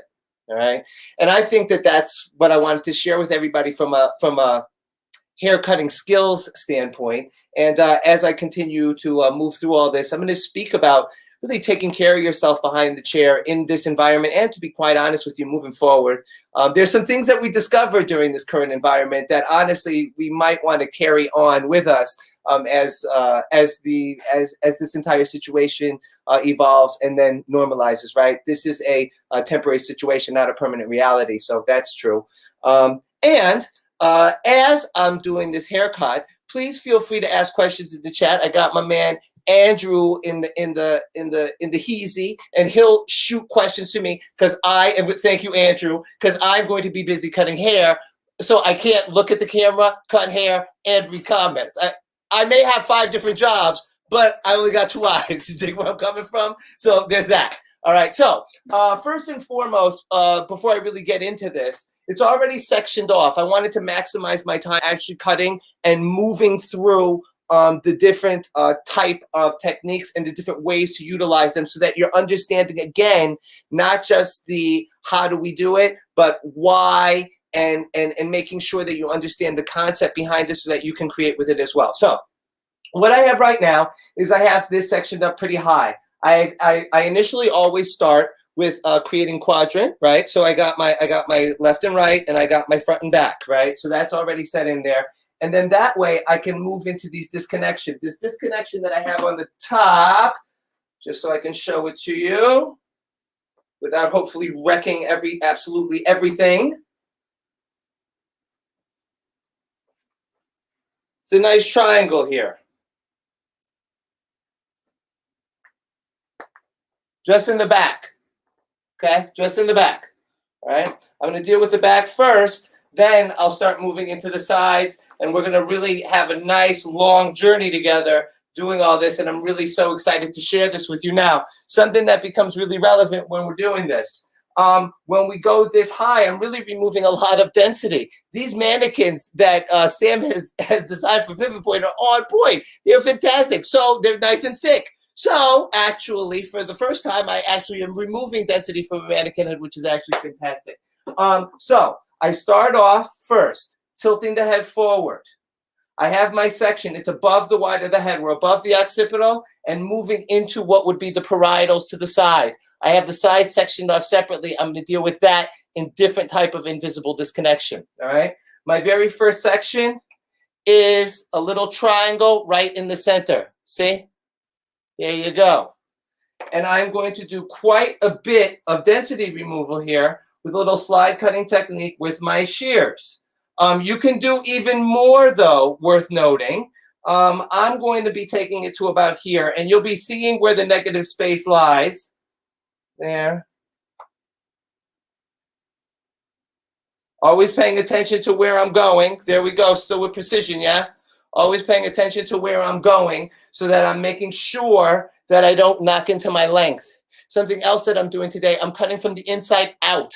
It's a very effective and efficient way to cut behind the chair. However, you do have to always pay attention to your perimeter line so that you don't cut holes into it, all right? So in this way, you don't have to take 80 million sections going up the back of the head to create a line. It's another way to do it. If your client's priority, though, is the strong line, make sure to cut from the outside in. So create that line and then do your layering on top of it so that your priority is always your client's priority. Please always remember that. That's part of the curation, yeah? Yeah, for Cool. sure. What's up? Hey, so you're working on dry hair today, yes? Tell us about the choice to work on dry hair. Okay, well, choice number one, I wanted to make sure that I was teaching, that I was cutting, and by the end of this, you weren't watching me blow dry something for 15 minutes. That's number one, right? That's number one. Number two, I have to tell you something. I do this behind the chair all the time. I have been blessed in my career to actually the bulk of it. I've always had an assistant to work with me. This has been a major time-saving device, actually, that I've been able to utilize behind the chair. If I already know my client's hair, important, I would not do this on somebody who I was unfamiliar with their hair at all. But I can have client come in ahead of time. My assistant can actually blow dry and flat iron their hair first, then I can cut. And then I can just either run a curling iron through it, add some wave to it, or maybe just some texturizing type of paste or whatever, and then boom, they're ready to rock. So I can move quicker, all right? Now, it's also worth noting, in our current environment, that many people working together on one head, it probably won't work.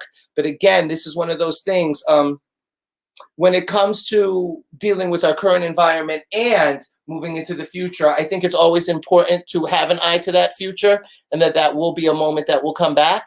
For now, I can say that this technique allows to be able to see what I'm doing that much clearer and will prove that invisible disconnections actually are invisible because you will see no steps or anything when I'm done with this hair cutting technique. It will be totally seamless and it will be on flat ironed hair, which, by the way, I actually used a little bit of a fine texturizing density mist actually by Purology, and I used the sleeker flat iron by Samvia, which was awesome and really got this nice, perfect, not much static, really showing up for me. Yeah, awesome. So the next section I took, it was actually a diagonal forward. It's not a pivoting section, okay? So this was section one. Then I took a diagonal forward, and I over-directed that first diagonal forward to the initial. All of my sections will be over-directed to section one to the initial so that they fan out so that I can preserve the density from right behind the ear for my client, making sure that I don't cut a hole back there and that I have this even density removal, right? Maximum in the center, moving to less density removal on the outsides as we lose hair real estate around the ear. Yes, Andrew? Just asking, would it be possible for you to move her closer to camera? We have a lot of people watching on iPhones and stuff, so thank you. Awesome. How was that? That's fantastic. Awesome. There we go. Sorry about that, ladies and gentlemen. At least I will be out of the picture, but you will be seeing the hair, which is really the star of the show, yeah? Awesome. So see, I'm over-directing it all back to the initial. My guide is right behind, I can see. And now I'm not slide cutting. I'm edging down all the way to the end. There, right? There's still precision. Small snips, not... Although you can do that. It'll create more of a razor type of feel, right? You can go bigger bits like that so you get more irregularity, slice through it. You could use a straight razor or a guarded razor. You could do the exact same thing, get different techniques with it, yeah? What about different lengths with this? Would you have a certain length that you would prefer or a certain length you wouldn't want to do something like this with? You want to know what? With invisible disconnections, and thank you so much, Andrew. That's a great question. You can actually use this with any length, to be honest with you. I've done this with bob lengths. I've done this with pixies. I've done this, and again, with all different textures. That's why I wanted to share it. When it comes down to it, the only thing that'll shift is knowing the hair and knowing where the hair lives and where it needs to be. All right. So meaning this, what are you trying to create? Are you trying to keep a strong perimeter, right? If you are on a bob, we'll say, if you're trying to keep a strong perimeter, lift that disconnected section on top, lift it up, and then create the perimeter, and then don't layer the underneath. Just let the top fall on top of it, and that's where your layers are, yeah? Which I'll show you in a second how to incorporate that and what finger angle allows for that so that it blends seamlessly without a lot of chipping into or any kind of extra work. More efficient, more effective behind the chair, yeah? Also, you can take this a lot shorter too. I could take it into here if it's really dense, and I could just slide right out there. It'll actually also create a stronger silhouette when what's on top falls into it, which you'll see in a moment. All right? If that answers your question, please let me know that that question was answered, Andrew. I want to make sure that I'm serving everybody who's giving their valuable time during this amazing Sunday. Per my understanding of things, it's a Super Bowl today.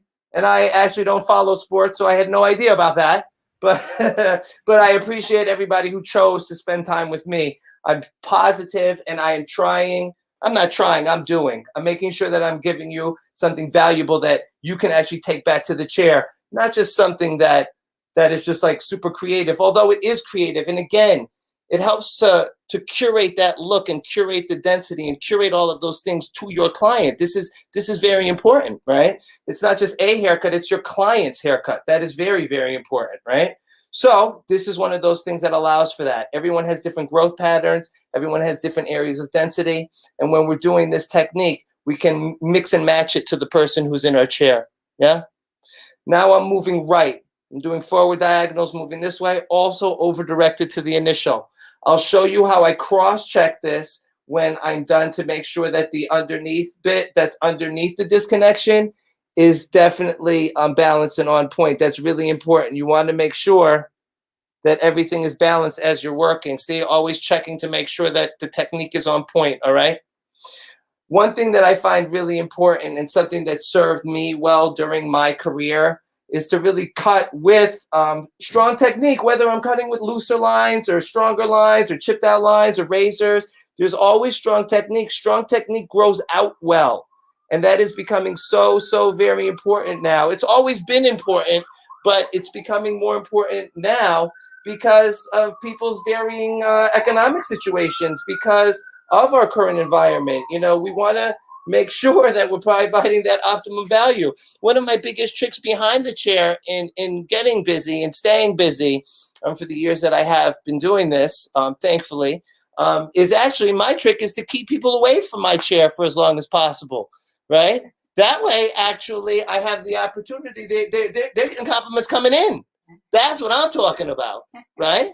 And then that way, I have a lot of space so that I can get a more diverse clientele and a more wide-ranging clientele, so that when there is economic situations or any other type of situations, my revenue is never really that affected because I have everyone, they're able to stay away longer because of the quality and the value of the haircuts and the technique, because it's based on strength.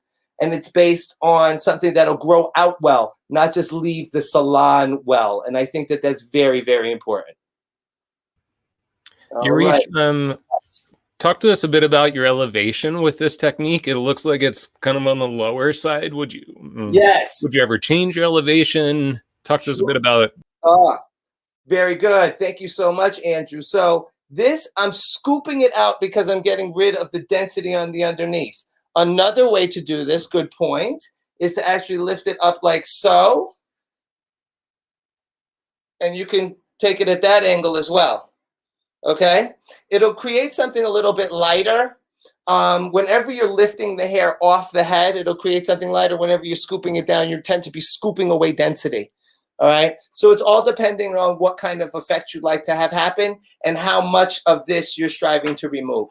Does that answer the question? Please let me know that it did so that I make sure that I'm I'm showing up for the job and that I'm serving you. See there? Nice. And then I'll take a little cross section right on top.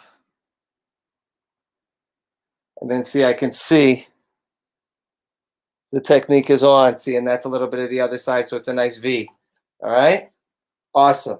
Now, after I'm done with the underneath disconnection, one of the first thing I want to do is I want to section that away. If you do not section it away, one thing that will happen, the thing that you disconnected will no longer be disconnected. So that is a very important element. And I have to tell you, using the right type of clips to actually do this is essential. These dry hair cutting clips that Sam hooked me up with are fantastic, and they are doing the job. It's important. Otherwise, you got dents in the hair when you're done. And then that's not smarter, not harder, because then after you're done, you're sitting there messing around getting dents out of the hair. So when you use the right clips, you save yourself that journey. Yeah? That's right. Cool. That's right. Yeah, definitely. Hey, Jane brings up a great question. What's Do up, you Jane? prefer to do this technique with shears, or could you do something similar with razor? Yes, definitely with razor. And something that the razor will bring is you can be a lot more aggressive with it. You can really scoop out that density because, see, the thing that you always want to think about, say, I got to put my, down, Jane, I got to put my scissors, my comb down for you because, see, when you scoop out the underneath, what winds up happening is you create this negative space so that on top of it, the other hair falls, and then you could create a silhouette that goes like that in the back of long hair that's even straight, right? Because you're collapsing into the negative space. That's what you can wind up doing with a razor, and you can come up with some real, like, great shattered shapes. This is all really up to your own imagination what you do with this. You know, that's why I'm trying to share it with you in the, what's the word I'm looking for? The most generic, in a sense, way, nice long layers, just so that you all could see the way it all blends together and the way it all works. Yeah? Awesome. Now I'll take down the top bit. Okay, so that I'm layering. Now I'm doing my layering on top, the layers that everybody got to see. Okay, there we are.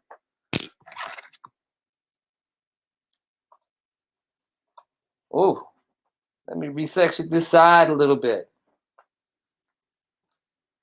Too sloppy. I believe strongly in sectioning so that you can stay organized. You know, perhaps anybody can relate to me. You ever been cutting hair and then your client's talking, you're like, wait, shut up.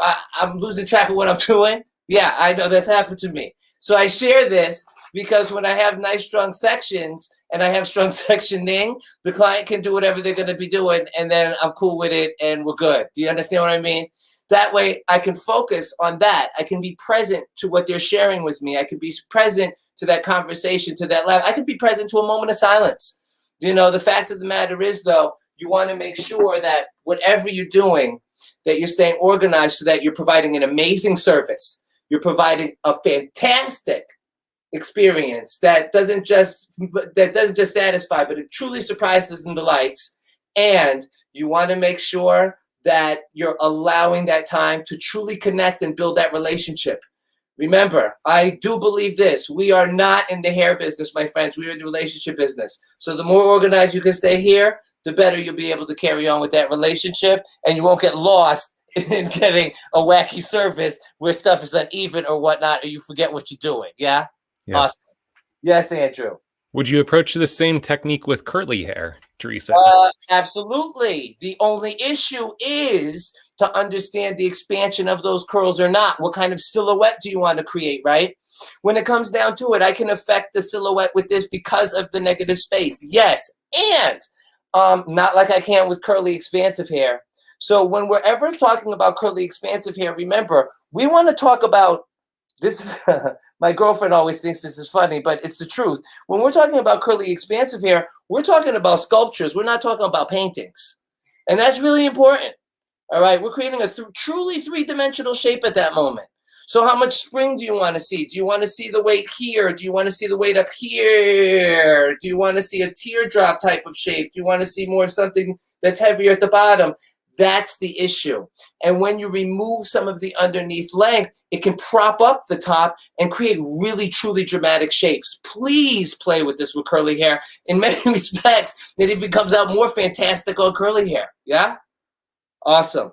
So now for this top bit, I'm going to share with you a little technique that actually, I have a triangle section right through the top. I'm going to be over directing all of the subsequent sections back to this initial section. I will also be using the blending shears, Samvia blending shears, to do this so that, again, I can create my precision line, but without having to chip into it so it'll seamlessly fall on top. You can do this to other type of angles. One thing that I think is really important to acknowledge about the top when you're dealing with invisible disconnection is this is about the heaviest type of angle you'll want to have. Anything that is like this will fall like a brick over what's underneath it. You can also then create even airier type of shapes by cutting like this, more concave angles. This back end will fall seamlessly like a waterfall over what's underneath it. Again, no blending, no messing around, just cutting exactly with intention, and then no adjustments afterwards. You know, it's so important that we do work efficiently and effectively behind the chair at this point. And the way I was taught how to do this is something going to take me back. Here we are. And as we can see, if I take a shorter piece, see, this is longer than the shorter piece. See how I'm going to create that negative space? I like these shears because they're not offset. There's something about blending shears that I like, that when they're not offset, see, and I just keep them in one place and I create that line. It's subtle, but it does actually very much affect the type of way that it falls over what's underneath it. And it's a great tool to utilize, to be honest with you. In many regards, I use blending shears more for my barbering than anything else. And in this regard, that's why I like these with the non-offset, because you can flip them around and create different type of aesthetics with the way the hair wants to fall, depending on if the teeth are facing the client or if they're facing you. It will encourage a different type of movement. Yeah, cool. So now my next section, like I said, is a forward diagonal. I'm going to lift the head up so that you can see it exactly again. This was the cutting section. This was the guide section. This is going to be the cutting section. The cutting section will be over directed to the guide. All sections will be over directed to this initial section at this point. How is everybody think? Does everybody utilize this connection in the salon? I do it all the time, actually. I find since everybody's hair is so different and what they need is so different, I find that it really is the biggest trick to really curating the haircut and the work to the individual client. What makes my long layers so special, right? And this is something that's really relevant. And if I can just for a moment before I do more layering, I got to say that right, what we do is fairly common. How we do it is what's unique, right? So if we're talking about doing long layers, which in many respects is the bread and butter of hair cutters in many regards, it's like, how do we jazz this up? How do we make it different? How do we separate ourselves from the pack and the other 1 million long layers that are out there? Utilizing disconnection, addressing areas of weight, creating different type of silhouettes. These are all things that really create more value for the service that you're providing. And to be honest with you, that is so important for all of us, whether you want to, if you want to up your prices, you want to make the first thing I always do whenever I'm thinking about upping my prices, I'm always looking for how do I provide more value? That's the first question. If the price goes up, so must the value. Right? In my opinion. And in that moment, that's a responsibility to look at to yourself to make sure that you are providing that type of value. And this is definitely one of those ways. And in this season, providing that value to make sure that your clients don't cut you out of the mix. Because remember, we're not the only ones that haven't been working, right? We're having a hard time right now, that's for sure. Right there. Nice precision. Right? And we want to make sure that when we're doing this, do we want to work less? Have we figured out something that we want to prioritize in our lives a little differently? Well, we can do that without our revenue changing. Do we need to get ahead on our revenue a little bit because maybe we just went through great, raise your price? Then you can. Do you see? And there won't be any of that pushback, because it's not just going to be like my prices are raised. The value is different. The skill is different. The curation is different. The individualization of work is different.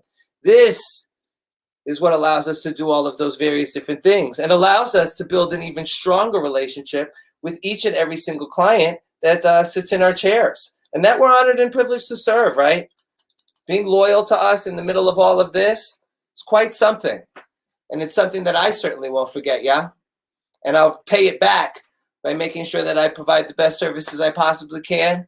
And I definitely make sure I individualize all of the work that I do, so that my clients never forget how grateful I am for actually who they are, not just what they gave me, yeah? That's when the real connection happens, and that's when the relationship builds, and that's when your business is unshakable, yeah? Cool. So now that the back is done, I am actually not, oh, you know what? No, I am not going to reveal the back yet, because I'm going to use it to connect with the front. This is all disconnected, and it's all invisible disconnections. So I'm going to leave the underneath still pinned up. I'm going to let the top drop over it. I'm going to leave that alone. And now I'm going to move to the sides. There we go. And I'm going to deal with the underneath of the side. So right now, I am right at the parietals, right? Now, again, I can go above the parietals. I can go slightly below the parietals. This is where you're going to have to really look at your client's hair density to make sure that you're doing what your client needs. Remember, that's what this is all about.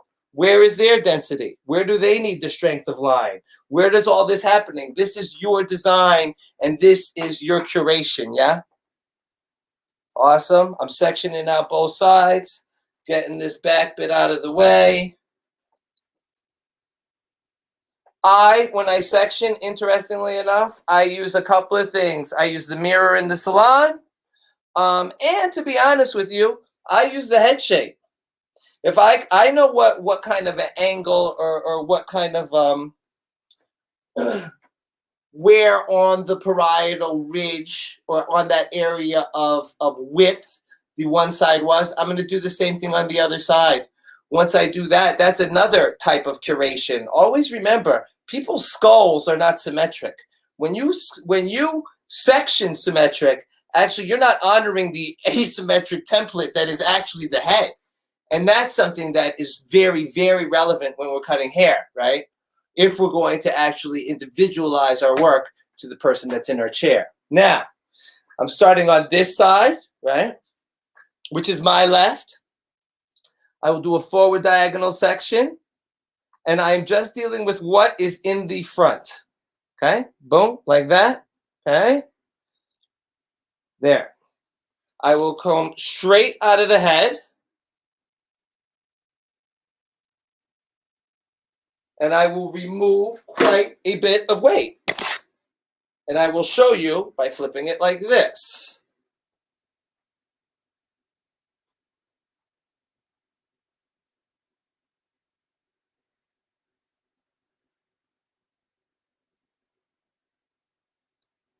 And see, I'm making sure the length drops out so that I haven't cut any holes, always looking about to where I'm going, all right? There. Over directed to the initial. So 2 goes to 1, 3 goes to 1, 4 goes to 1. If the side had 20 sections, they would all go to what? 1, all right? There we are.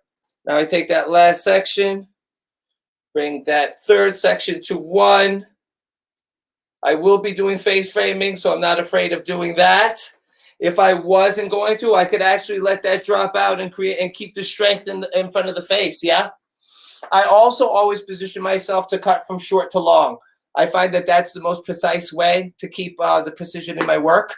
When I'm cutting from long to short, the hair is flipping, it's all funny, so that doesn't seem to work so great. So that's why I do that, yeah? All right, other side. There we go. Just to reiterate, forward diagonal, right at that space where I'm separating out front from back. There we go. and there. If I'm in the salon, again, because I'd be cutting from short to long, I'd be standing in front of the client here. On the left-hand side, I would be standing behind the client. I'm a right-handed cutter, so that's relevant, yeah? If I was left, the reverse would be true, okay? Now, I'll take this section, hold it nice up here. Oh, wait a second. How do we get balance? Oh, cheat sheet. There we go. Boom. There we are. And so now I make sure that my disconnected sections have nice balance there. Remember, section 2 is going to where? Section 1, right? Awesome. It's kind of interesting, too, as I've done this work, and like I say, you know, whatever I may do with my digital education and for Purology, I am a hairstylist behind the chair, and this is something that I utilize quite a bit and have for many years, and it has served me very well, actually, throughout the years, and continues to. And I'll tell you, it is something that has made a lot of difference in my work and my ability to create, and in the longevity of my clients' haircuts. So that, again, the value always justifies the price that I'm charging, yeah? Awesome. So now I'll bring this. Now I'm going to do something that's pretty cool. I'm going to do some face framing on this underneath bit, and this is a big trick that I'm super excited to share with everybody. So I'm going to take the shortest piece, and I'm going to start the shortest piece at the jawline right here, yeah? Hey, Yarish, before you jump forward, I'm sorry, I think I missed the guide for the length for those sides. Did that have any relationship to the back? No. Okay. It had a relationship. Great question. And this is the thing about this, and this is the wild thing about this entire technique, and why it's that this joint, this is for the hair nerds. Do you see what I'm saying? Because if you're looking for like this length and all this, this is when we really understand head shape. This is when we really understand density. This is when we're listening to the hair, my man, because the truth of the fact is, and for everybody out there who's actually, yes, exactly, brother, exactly, and this is what everybody needs to be doing, because as long as we're listening to that hair, the hair's always telling you what to do. Mm-hmm. How much density needs to come out of there so that it sits in? What type of silhouette am I trying to create? How much density do I need to maintain so that there's a strong line? Do I want a strong line? All of these things are factors in your artistry, all right? And you can be as aggressive with them or non-aggressive as you like. What I can say is that if you section a little bit above the wide of the head, the hair grows out of the head like this, right?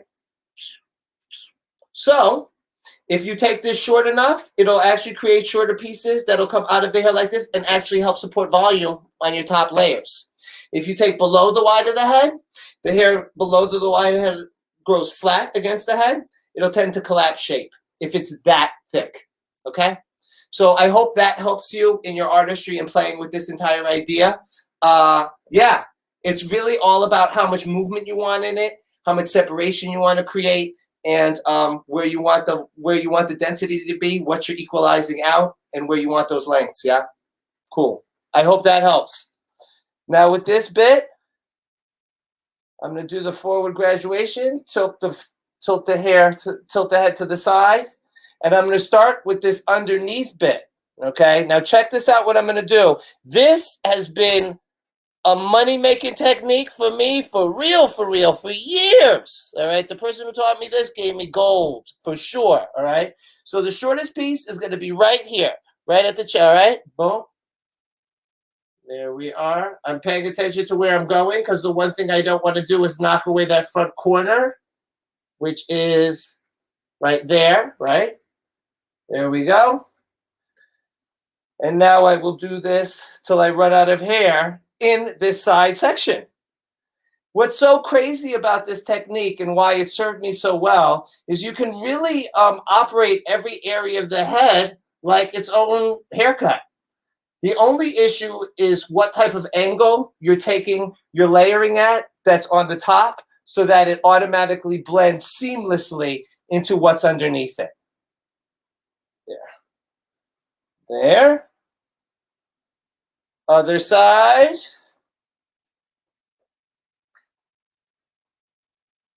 There. All right, and I'll do the exact same thing, keeping everything organized. There we go. Right at the jaw. And remember that, because that's going to become really relevant in a little bit. Because when I go to connect the on top of it, the way I drop that down, it makes all the difference in the world. And why I do it too, that one, I'm saving that one. I'm not even giving you a preview. I don't want nobody to miss it. You see what I'm saying? There you go. Boom. All right. Now, again, there, I layered it. I did the forward graduation. Now, get it out of the way. All Get right? it out of the way. Get it out of the way. Or else everything that you disconnected will now be connected. And Hey, then, I know that you talked to this a little bit in the very beginning Yes. of the class. Can you speak again to when you prefer to cut wet versus dry? That's a great example. That's a great question. Number one, this technique that I'm sharing with you right now, I would never do on a first-time client, unless they always wore their hair flat ironed. All right, that's important.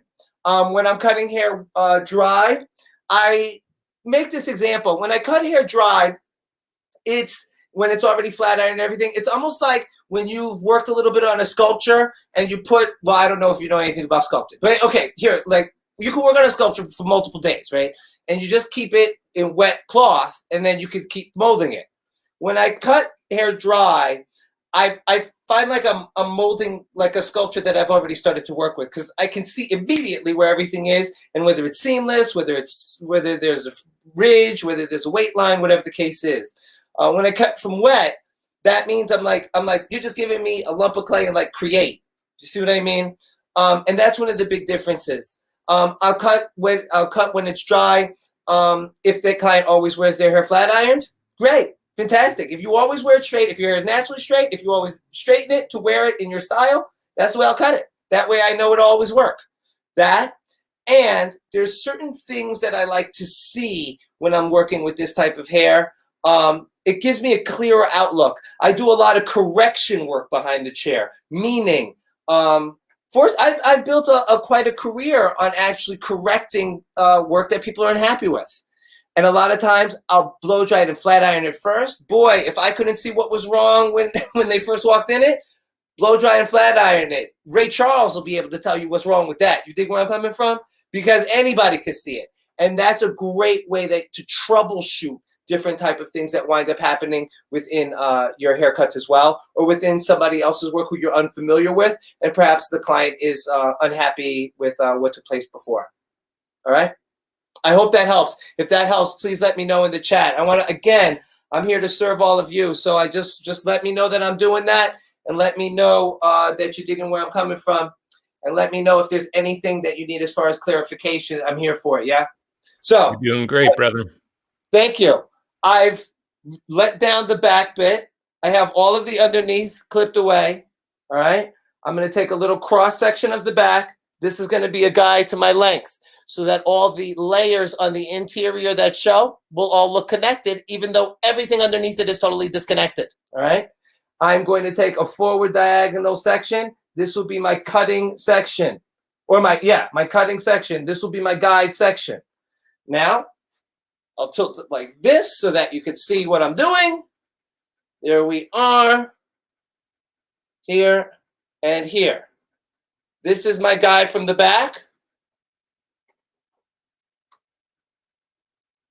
so that I can see, and everything will be over directed to this section. See how I disconnect? That quality of line is what allows it to fall soft when what's underneath it.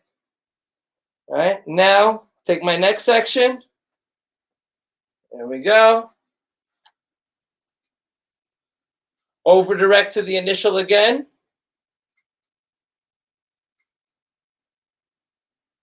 These type of angles are called concave angles, for those of you that do not know. Not that I'm the person with the keeper of that secret, but in case you don't, right? I just want to make sure I'm speaking to everybody, yeah? And so in that's what allows the hair to fall so soft and seamlessly over what's underneath it, is when you cut it at this type of an angle. When you cut it at this type of an angle, the outside of it falls real brick-like over what's underneath it. Yeah, cool.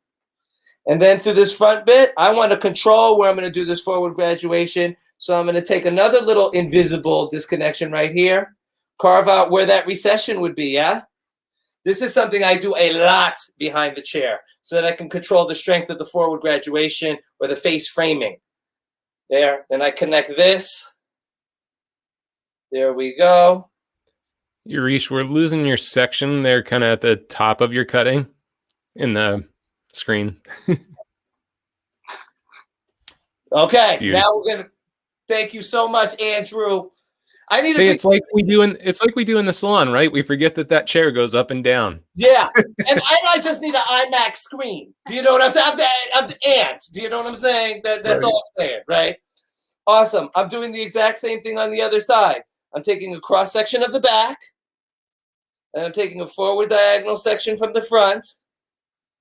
And now you will be able to see the whole cutting of the section. I'm so sorry that I've robbed you of that before. And again, right now, I'm standing in front of the mannequin head. If this was a client, I would be in front of the chair so I could cut from short to long. The last section where I was dealing with my left-hand side as a right-handed hair cutter, I was standing behind the client so I could cut from short to long and maintain my precision and my accuracy.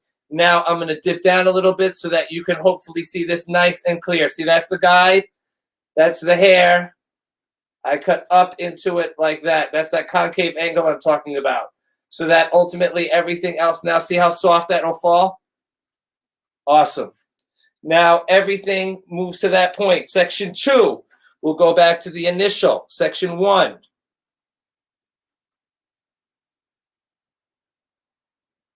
There we are.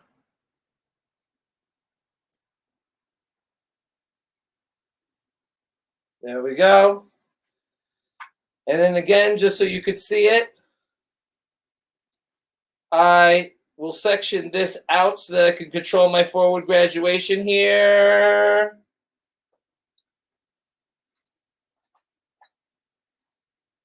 See, and I'll bring all of this back to the initial. And then that way I won't cut a hole through my front. It's a huge thing that happened to me for so long. I was like, why does this keep happening? It's because I kept on including everything into my layering, in my interior layering, and then it was affecting what was going on at the front of the hair, right? There. There, drop. Now, I am going to lift it a little bit for you now, because now I'm going to bring this home.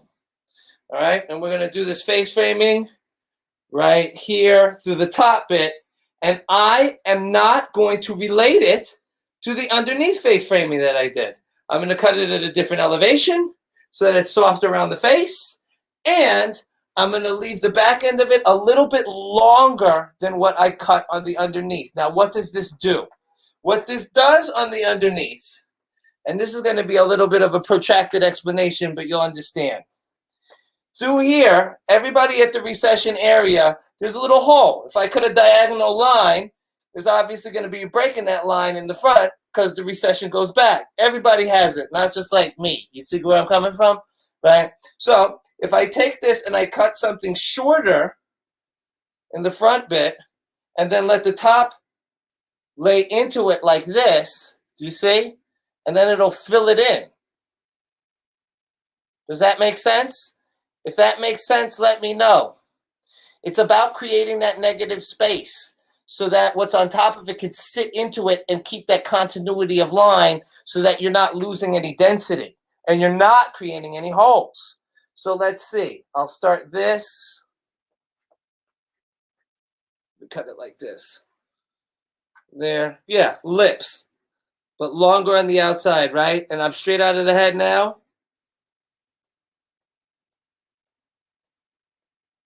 Point cutting it. This here I always see, and then this is so much longer than the chin. See? And we'll see how it all blends together, all right?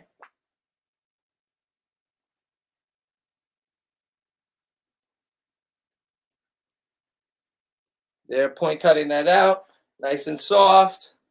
Other side, take a little bit from there. I did a center guide. So there we have it. There.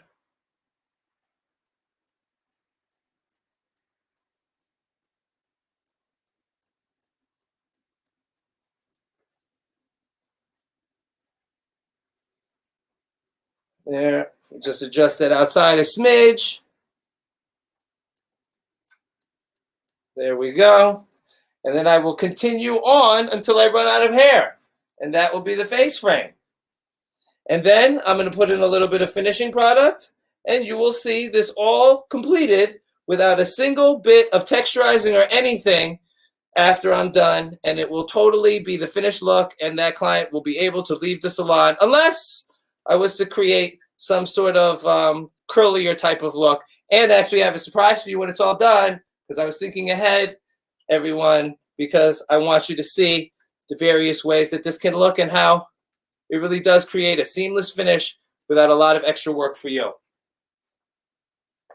There. Now other side.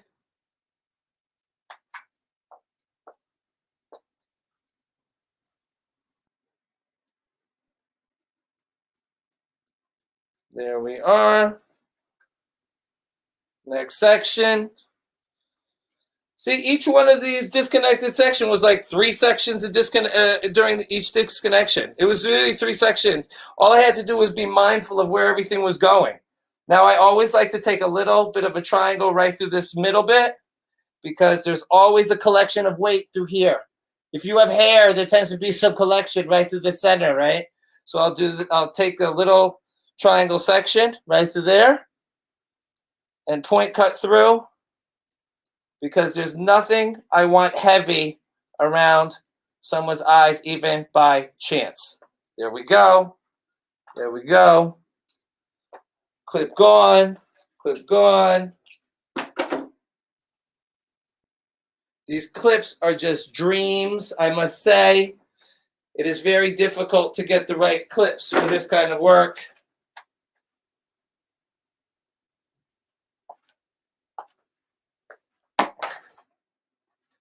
There.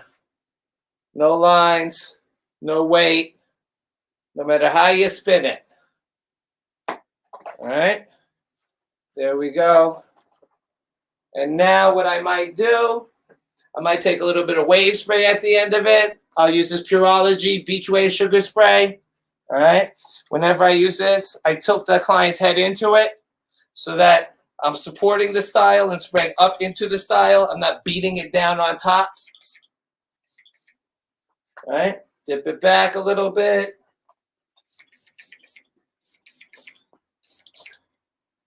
There we go to the other side. And see, after my client is done, I give him a little like a stretch out too, apparently. There. There.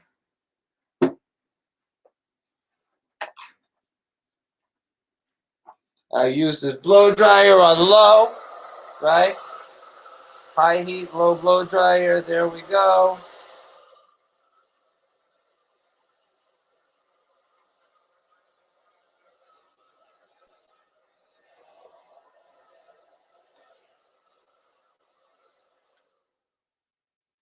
There.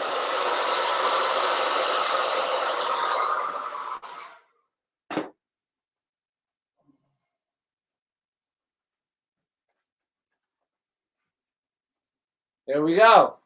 Nice texture. Ton of texture, ton of movement. Nice open. And there you go. Looking beautiful. All right. Yurish, for those that sorry, what's that? Okay, I have one bonus. Oh, yeah. And I was just going to ask at some point before we wrap up, just for those that came in a little bit later, can you give them a quick recap of just the different points of the haircut? For sure. This is what it looks like curly. Styled it with a curling iron too. See, again, it works out no matter how you want to style it. It doesn't have to be just straight and that kind of texture, but it can actually work on curly hair or curled hair as well, no matter what the aesthetic is. And using different products. You know, this was mousse that I used on this. I used the On the Rise root lifting mousse, right? So this was used mousse. This was Beach Wave Spray. More retail, helping your revenue, serving your clients, yeah? These are the products that actually serve them best so that they can recreate the look that you spent so much time creating. So, to bring the other hair, well, I'll deal with, no, I'll bring this here first. Okay. Now, let's see. First thing, section front and back.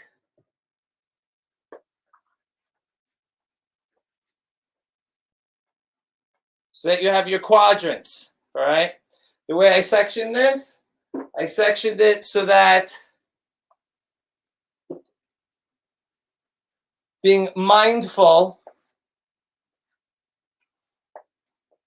of where my weight was going to be taken out of. So what I made sure to do, there, perfect, was I started a little bit above the wide of the head at the occipital and moved it forward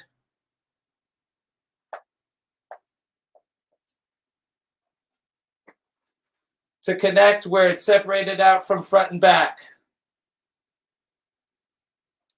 There. After this was done, I took a pie-shaped section. Great.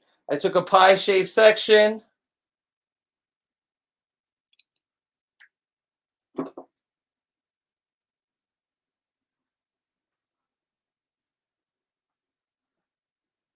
And scooped the hair to remove density. All of the sections in forward diagonals were over-directed all the way to the initial so that they fanned the density out moving forward so that actually that would create that kind of a density. It works well if there's a center growth pattern as well. It'll split that so that it doesn't grow into like a tail all the time, yeah? Right? So then after that was done, right, I did that on both sides. Forward diagonal here, all the way to the initial. Forward diagonals, all the way to the initial. After that was done, I clipped it up because you always got to clip away what you disconnect. Then I drop this down. This is the top layers. From this place, lift the head up. Then I did triangle section in the center, just like the underneath. Grabbed my blending shears and created the line, boom, boom, boom, boom, boom. Forward diagonals all the way over directed to the initial so that it fans out just like the underneath does. Then I section that out of the way.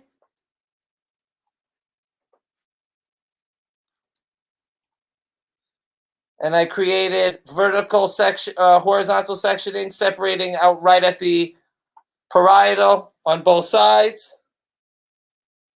Chose how much density I wanted to remove. There we go. Brought all those sections forward to the initial so that the weight swings forward again. I took the face framing, started it at the chin on this underneath bit all the way down. Then I sectioned that up. I did that on both sides. Sectioned this out of the way. And then I did forward diagonals and connected it to a cross section of the back so that all the interior layering is all connected. And then I point cut out my face framing so that it would blend seamlessly with the underneath face framing to create one nice, solid, strong line. Good? Amazing. Yes, yes, yes. And before we start to close up, here's a great question that we always get, Sam, whenever we're doing these kinds of detached, disconnected haircuts. Well, how do you do this the next time they come in? If I may, because again, it's always customized and it's always curated. I just pay attention to the head and the hair will tell me what to do. If it's always dense, I'll always know I need to separate at the wide of the head so that I can remove that density. Every time the client comes in, I always make sure that I consult with them again to make sure, what am I removing? Every time is like the first time. I never want to assume that the last time I cut them was it. And if it was it, what's to say it can't be better? Let me always look at it, like Anna said earlier, I believe, with child sight, right? So I can always give that client the value that they deserve. And that, quite honestly, we all need to have an eye to, because when people give us that type of relationship and give us that connection and give us that trust, that's something that we have to pay back with presence, awareness, and intention. And every time being unique. Yeah.